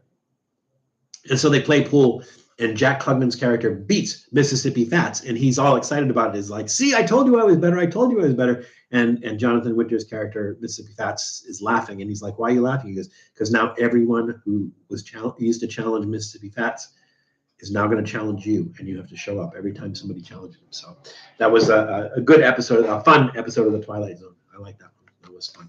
Do you guys like Twilight Zone? I think maybe there were 3 iterations of Twilight Zone. So there was one. Besides the movie, I think it was a Twilight Zone movie, but there was the original series from, I believe it was 1960s, and then I think there was one, say like the 1990s maybe, and then there was another one recently a few years ago. But I always loved the first one, because I think, if I'm not mistaken, then maybe it was in the movie, that Terror at 20,000 Feet, which is the one that originally, the original episode had William Shatner in it. William Shatner was the guy on the plane who kept on seeing this demon like ripping apart the plane and everything on the wing. And I think, if I'm not mistaken, that when they redid it, maybe it was in the movie or something, that William Shatner had a cameo in that episode. But anyways, Twilight Zone, for those who liked it. Blackfish was filmed in San Diego, LOL. Yeah, because Blackfish was a whole, like, Fats Brown was a Jonathan Winters character. Thank you, Janice. Janice, do you remember that episode? Do you remember that episode of Twilight Zone? That was like one of my favorite Twilight Zone episodes. That one and the one where the woman kept on getting a phone call from somebody saying it was her husband and telling him to stop, and then so she tells the phone company about it. The phone company finds out to trace the phone line is down in the cemetery, and they say they fixed it, and her husband doesn't call her anymore from the dead, and she's upset about it. So that was probably one of my other famous ones. Ed remembers it. I don't. Oh, okay. I think maybe a Night Gallery is the second one, but it really wasn't. No, well, the Night Gallery wasn't. Night Gallery was also Rod Serling, I think. No, they did a remake of Nightmare 20,000 Feet, but I'm pretty sure they did it for the Twilight Zone movie, because if I'm not mistaken, after they take him off the plane, and I don't remember who played the character that William Shatner initially played. After they took him off the plane, they put him in an ambulance, and Dan Aykroyd is the ambulance driver, and he turns his head in the back and he goes, "You want to see something really scary?" Which is funny because, you know, it's like, whatever. So I thought that was pretty fun. Thank you very much. I said John Lithgow. John Lithgow. That was the movie, correct? I think the Twilight Zone movie, if I'm not mistaken. All righty. Let's see. We did our kimchi snack. We got 2 left. Let's see. I'm actually I'm gonna just ignore me. I'm just talking to myself about this. Yes, the movie. Thank you. All right. So the next question is, which country is the world's largest exporter of vibranium? Again, which country is the world's largest exporter of vibranium? All right, so we'll let that one sit a little bit, and we'll go on to the next second. I think we're going to do this one. So these are new, because it says new, so they must be new. These are Takis chips. They're potato chips. The ingredients: potatoes. First ingredient. It's not like a Pringles where it's a mix of something else. It's just potato chips. So it's like Takis in potato chip form. It's Fuego is a flavor of Takis.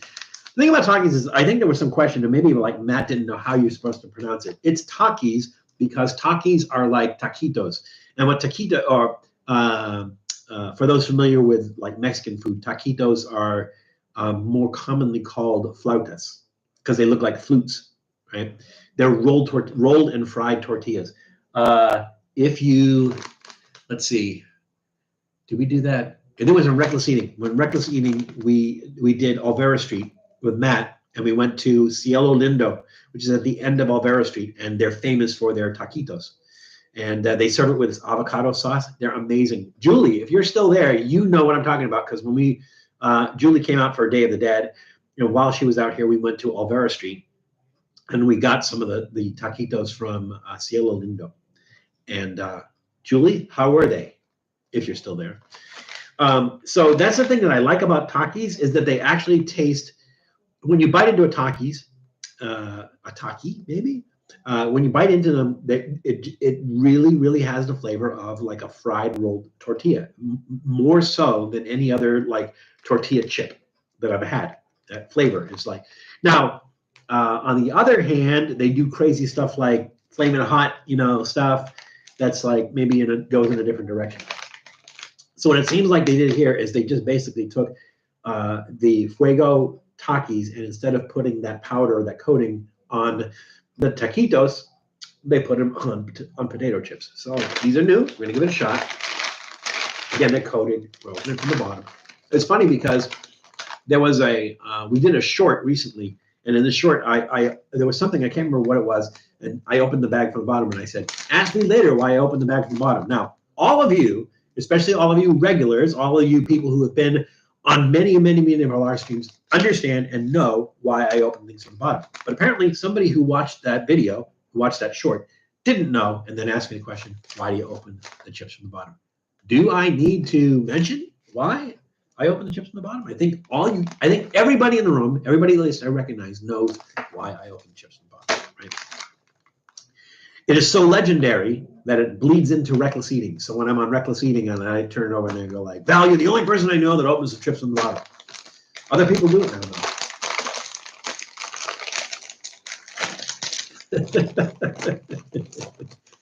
Is Tom still here? I see. That same smell, but again, there's no corn here. It's all potatoes. And it has that flaming hot color.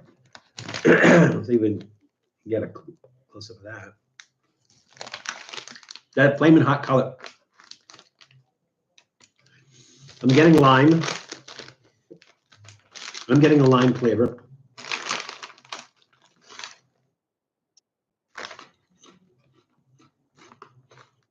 Not crazy spicy. There's a sweetness to it. Julie almost had a spit take with chips. It's a nice heat. I don't know that it's a familiar, like you could say that tastes like a certain kind of pepper. Let's see, what do they use? Chili pepper extract. That's all it says. It's chili pepper extract. So not sure. There's not a pepper called the chili pepper. There's chilies, and they're all different kinds of chilies. So it's hard to say what they use here. My guess is probably like jalapeno, but it doesn't have the jalapeno flavor. It's probably like jalapeno mixed with bell pepper and maybe some habanero, maybe. Again, nice heat level. Nice lime taste, at least citrus taste. Just a perfect application of it. I mean, those are going to get a thumbs up. Those are actually pretty good. Much better than like a flaming hot chip. That's much better than that. So again, it's going to be the coating they put on Takis, the Fuego Takis. It's the same coating, but just on potato chips. There's nothing to argue about there. Really good. Thumbs up on that one. All right, let's go back to our question. And our question was, which country is the leading exporter of vibranium? Let's see. Janice Yamanaka says Wakanda. Icehan says, well, kumquat. Sorry, old man. It looks like Tom is not here to defend himself. So it's fair game, Icehan. Are those the only guesses? Those are the only guesses. The correct answer is, in fact, Wakanda. It's a fictional country. It doesn't exist. Vibranium is a fictional material. It doesn't exist either. But the correct answer is, in fact, Wakanda. So if anybody's watched Black Panther, their country, Wakanda, is where all the world's vibranium comes from. And vibranium finds its way into other, Marvel movies and things. It shows up in other places. I think Captain America's shield might be made from vibranium. Something like that. So there we go. All right. We have one snack left. Let's grab another card here.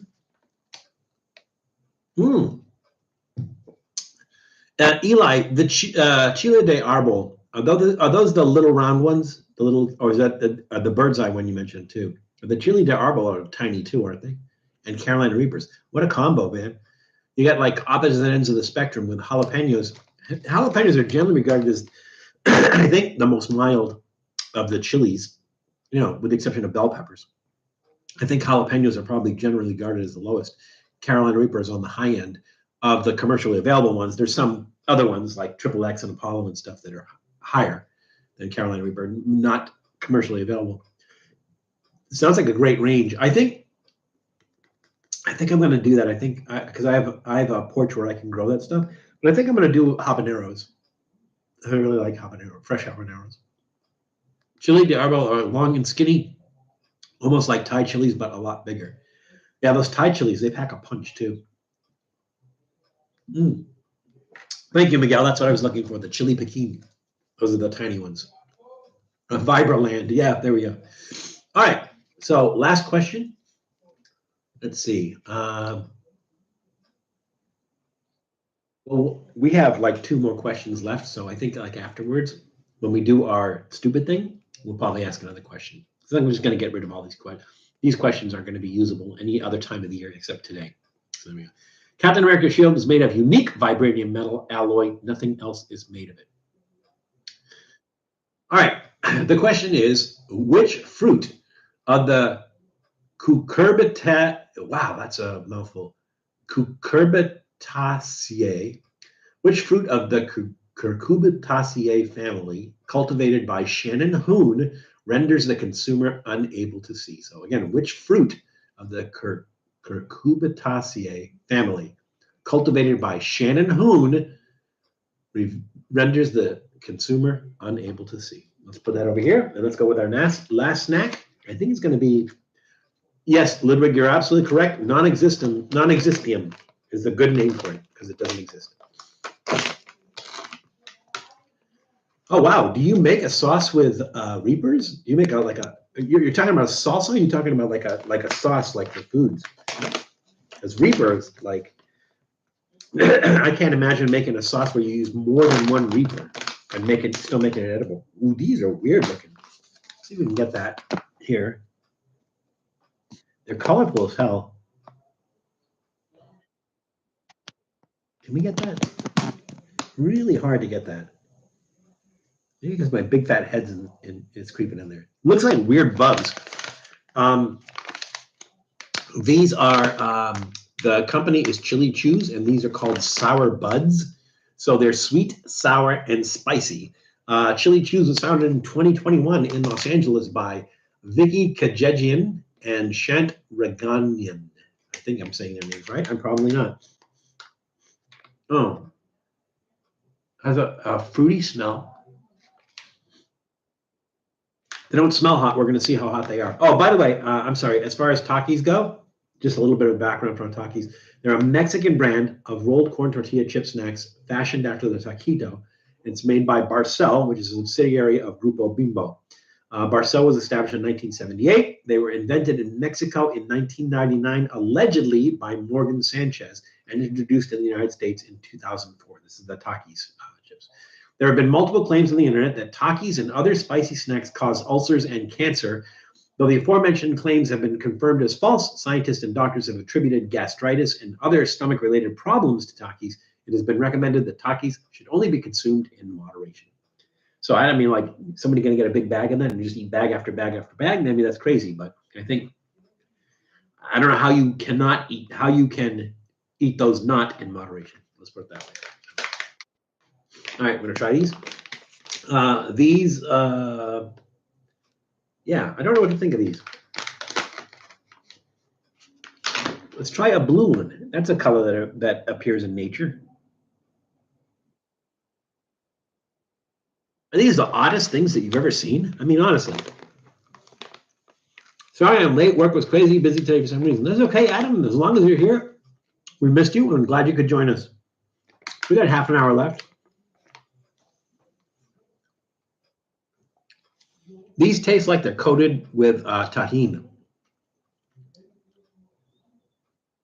That's a weird flavor.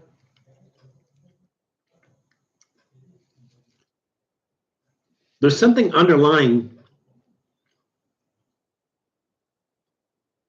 in the flavor. It's like eating a candle. I'm talking about the texture. I'm talking about the flavor. Kind of a waxy. The flavor, to me, it almost tastes like sour watermelon. I don't know that these are all the same flavor or not. Maybe they're just colored different. It says artificial colors, so it's hard to say. See where they actually mention any fruit. The pepper they use is cayenne chili peppers, salt, dehydrated lime juice, which is probably why it tastes like tahini. Water, salt, citric acid, because every product has to have citric acid in it. This coffee that I'm enjoying probably has citric acid in it. Let's see. Modified starch, dried chili peppers. No, I already said that. Flavoring extracts, gums, polysorbate 97, sodium, yada, yada, blah, blah, blah. Corn syrup, sugar, corn starch, water, artificial colors, natural and artificial flavors. They don't say what those are. Soybean oil, rumanic oil, or fumaric oil, or fumaric acid, I'm sorry, and malic acid. So I don't know. They're not really specified. What flavor is this? Okay, so this is orange. So maybe this tastes like an orange. We'll see.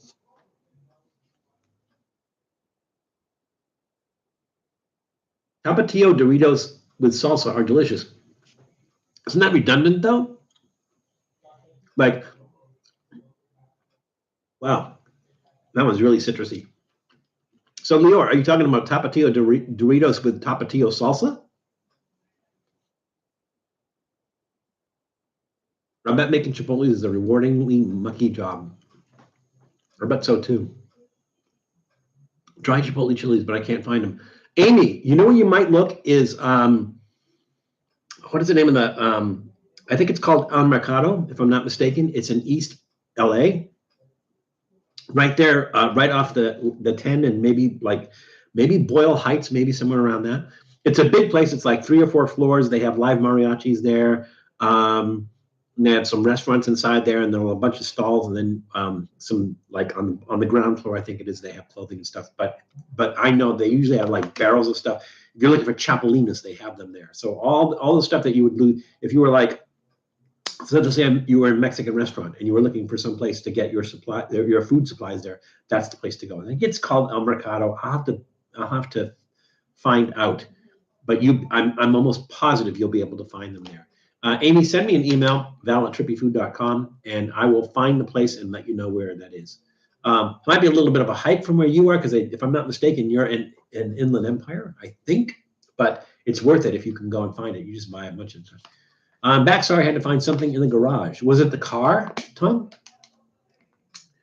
No, these aren't like gummy bears, and they're not like Sour Patch Kids. They're different. It's hard to say what the flavors are. There are different flavors in there. That first one, like I said, tasted like, well, typically they do sour watermelon. This one, almost a cherry taste.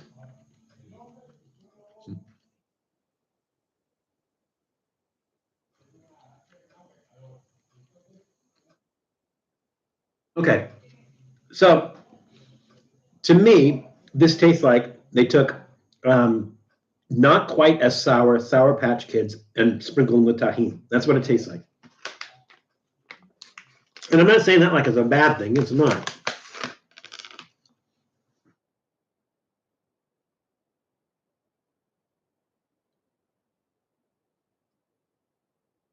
Unusual.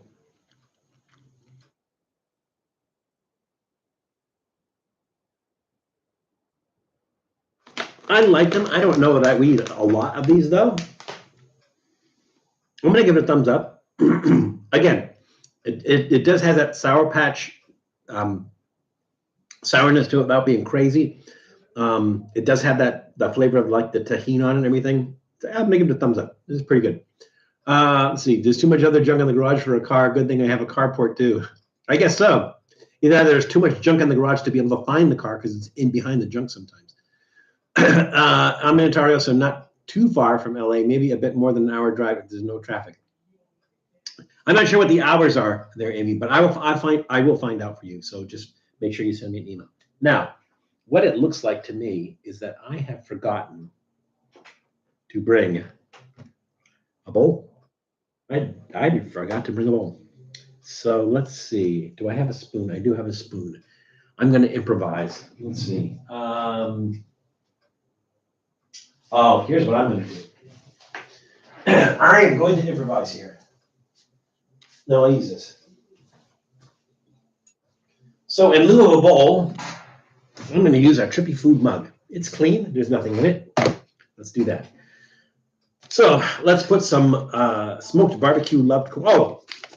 Oh, we didn't get an answer to the question. So the question was, which fruit of the Cucurbitaceae family, cultivated by Shannon Hoon, renders the consumer unable to see? Did anybody? I don't even think anybody answered that. I'm not sure anybody even answered that. Did anybody answer that? Am I missing anything? Am I missing somebody answering that question? Does anybody have an answer to that question? If yes, throw it out. It's highly unlikely that, I mean, it's very likely that I did miss something because Janice almost always answers every single question that we have. So I'm surprised that she did not. There you go. Tom answered kumquat. Janice, anything from you? Anyways, here's 3 wrestling facts in honor of it being WrestleMania, the longest WWE champion held it for 2803 days. Who was that? The shortest WWE champion held it for 48 seconds. The longest WrestleMania was what? Undefeated streak 21-0, which is 21 WrestleManias going undefeated. Who is that, Adam? You give us the facts, but you don't tell us who they are. Last chance, Janice. You want to answer it? The Shatner-Lithgow bit comes from Third Rock from the Sun when Lithgow asked Shatner how his fight was. Shatner says, horrible. Some guy was on the wing. Lithgow says, same thing happened to him. That's funny. Yeah. Yeah, because they both played the same character in the different versions of that. So that is pretty funny, Janice. I didn't know. I knew there was some sort of tie-in where they were both together, but I wasn't sure. I guess it was Third Rock from the Sun. All right. How is your character doing in matches these days, though? I don't know. I missed a lot of that because I'm trying to catch up on hours of editing video from Colombia and work. So I missed a lot of Matt's live stream. So I don't know. I think what Matt said, Eli, for those who aren't familiar with what Eli is asking, when Matt plays WrestleMania, I think it is, on his Twitch live stream, they have characters that they've created, and one of the characters is Val. They've created a Val character. They used to have 2 Val characters. One was me from the late 80s, early 90s, where I had the mustache and the long hair and the leather jacket, I guess. That one was that one. And then the other one was the modern Val, like this Val. And the new one is like me in the leotard or something like that. But from what Matt says is, I don't win a lot of matches, but I'm a fan favorite, is what Matt says. So there we go. Need to run. Great stream as always. Trippy food time to strap on the feed bag. Questionable food. Here we come. I'm sure we're going to hear about it, Tom. Otherwise, it's not worth doing, right? Longest WWE champion was Bruno Sammartino. The shortest was Andre the Giant. And the WrestleMania streak was The Undertaker. And he started that in 1991 and ended in 2014. Wow. Because of injury. Wow. That is a long time. That's a long time to be a wrestler.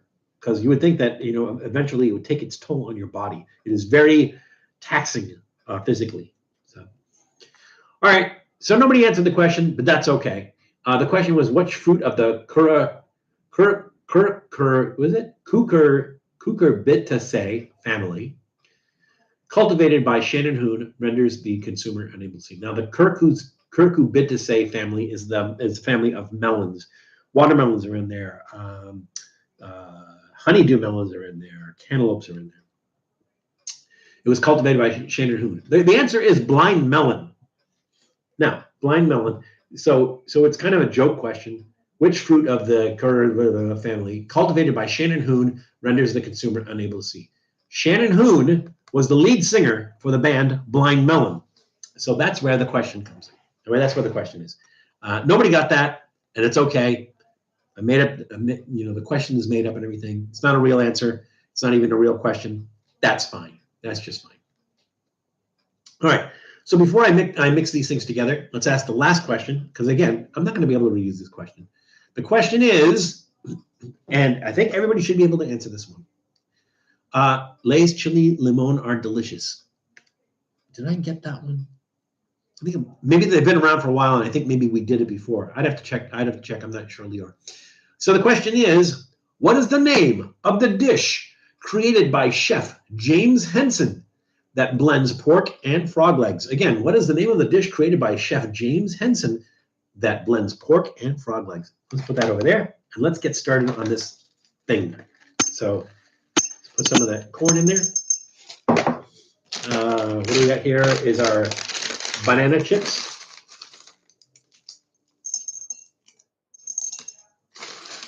They're really sticky because they're honey in them.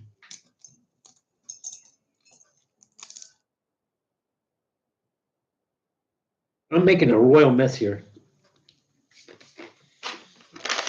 All right, chili chews. Not shoes, chews.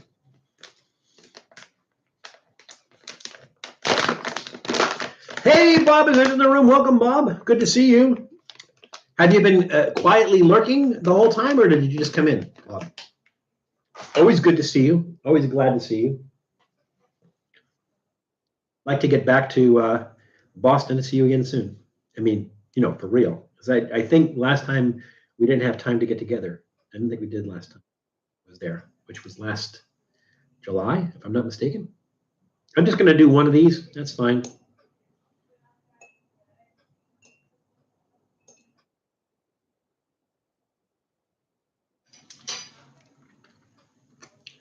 Well, Janice, I didn't see you say anything. So Janice says, hey, Bob, which REA Junior Music.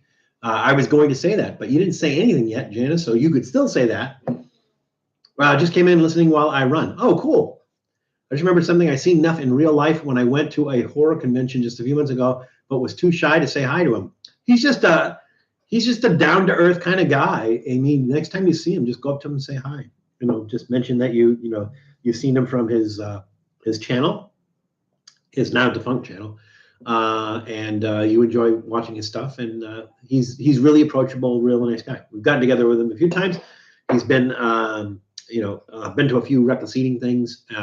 I think the last time I saw him, when Katie from Beyond Seattle Eats came down to visit, we went out to eat. It was me, Katie, Nuff, Matt, and I remember who else was there. I remember who else was there, but it was kind of like, we didn't film anything. We didn't eat anything unusual or anything. It was just a kind of a get together and everything. So really cool people. I am actually filming with Katie tomorrow. So if you're not familiar with Katie from Beyond Seattle Eats, and let's see if you can see it. That right there, if you guys can see that, that is the German version of the one chip challenge.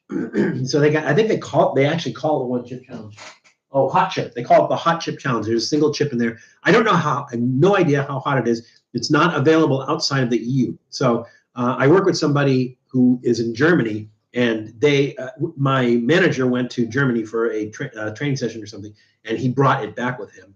And so we're going to film that with him, the guy who gave it to me, and with Katie tomorrow. We're going to do that. So got to get some chocolate milk and everything and see what that's all about. Because I don't know if it's hotter than the one chip challenge. Not as hot as the one chip. I have no idea.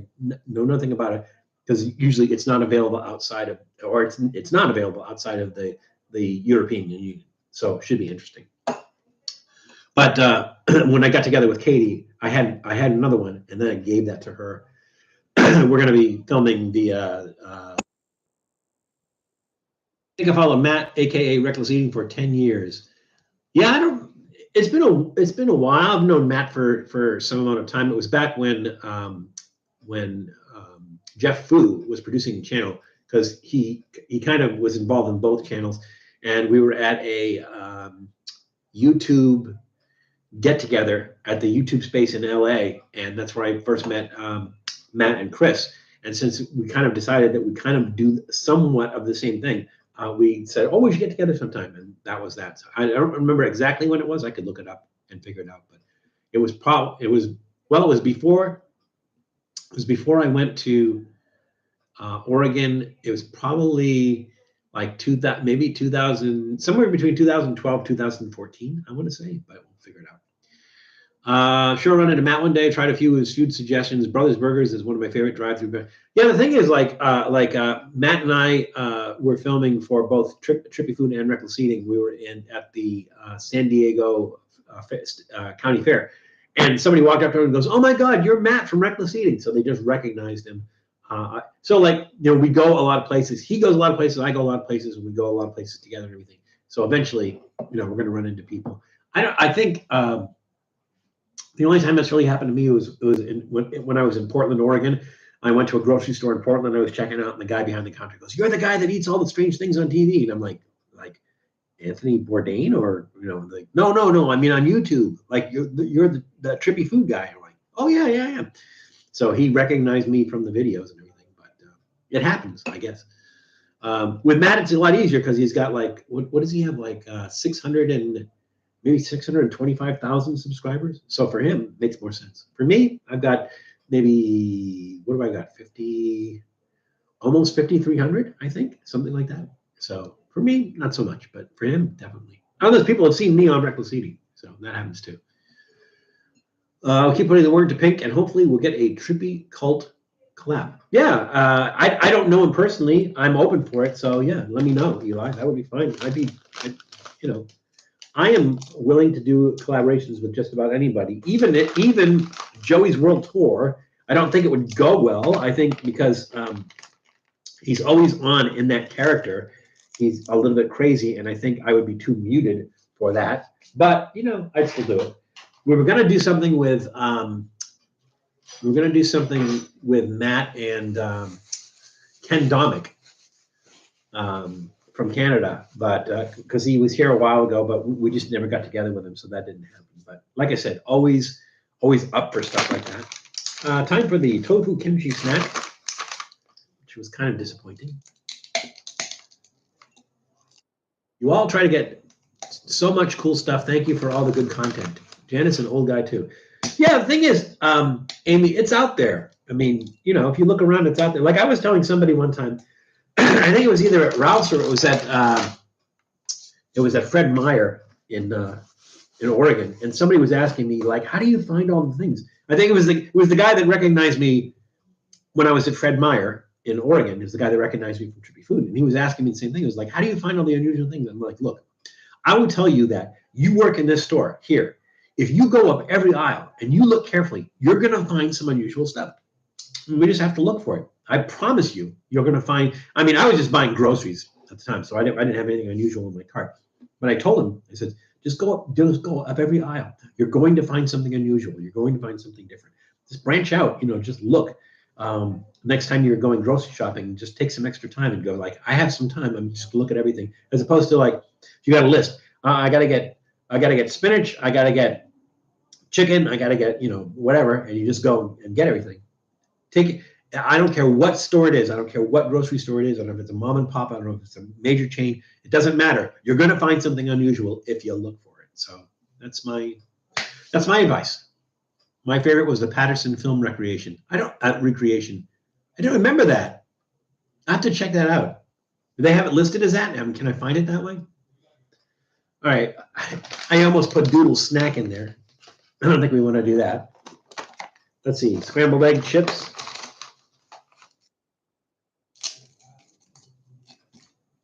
Is that it? I think that's it. 1, 2, 3, 4, 5, 6. I think we got everything. We did. We got everything. All right, here we go. Odd use for a Trippy Food coffee mug, but you know, whatever works.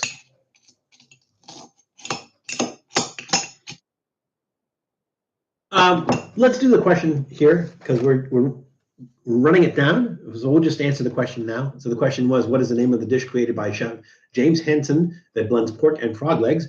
The guesses were, let's see, Lior said stroganoff. Janice said Kermit and Miss Piggy. Bob, REA Junior Music, said Kermit and Miss Piggy. Ice Hand said the Miss Piggy pork and Kermit pie. Miguel Rangel got creative and he said, Huises de Grenouille. Grenouille is French for frog.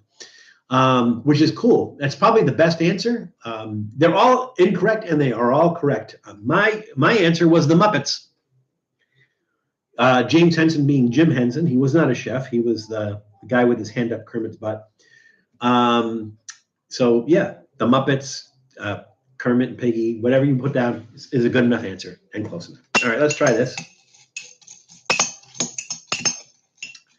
And again, today, April 1st, is the only day you're going to get questions like that.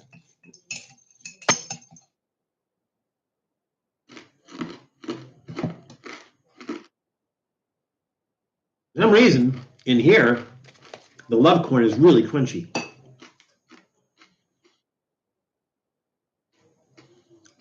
Now, these are really sweet.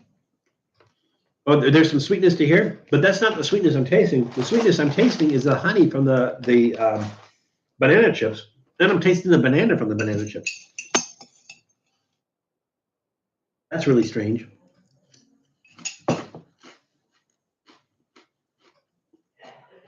Oh, Amy, you're taking off. Nice talking to you. Heading out to do some errands. Bye, Trippy friends. Bye, Amy. Hopefully we'll see you again soon.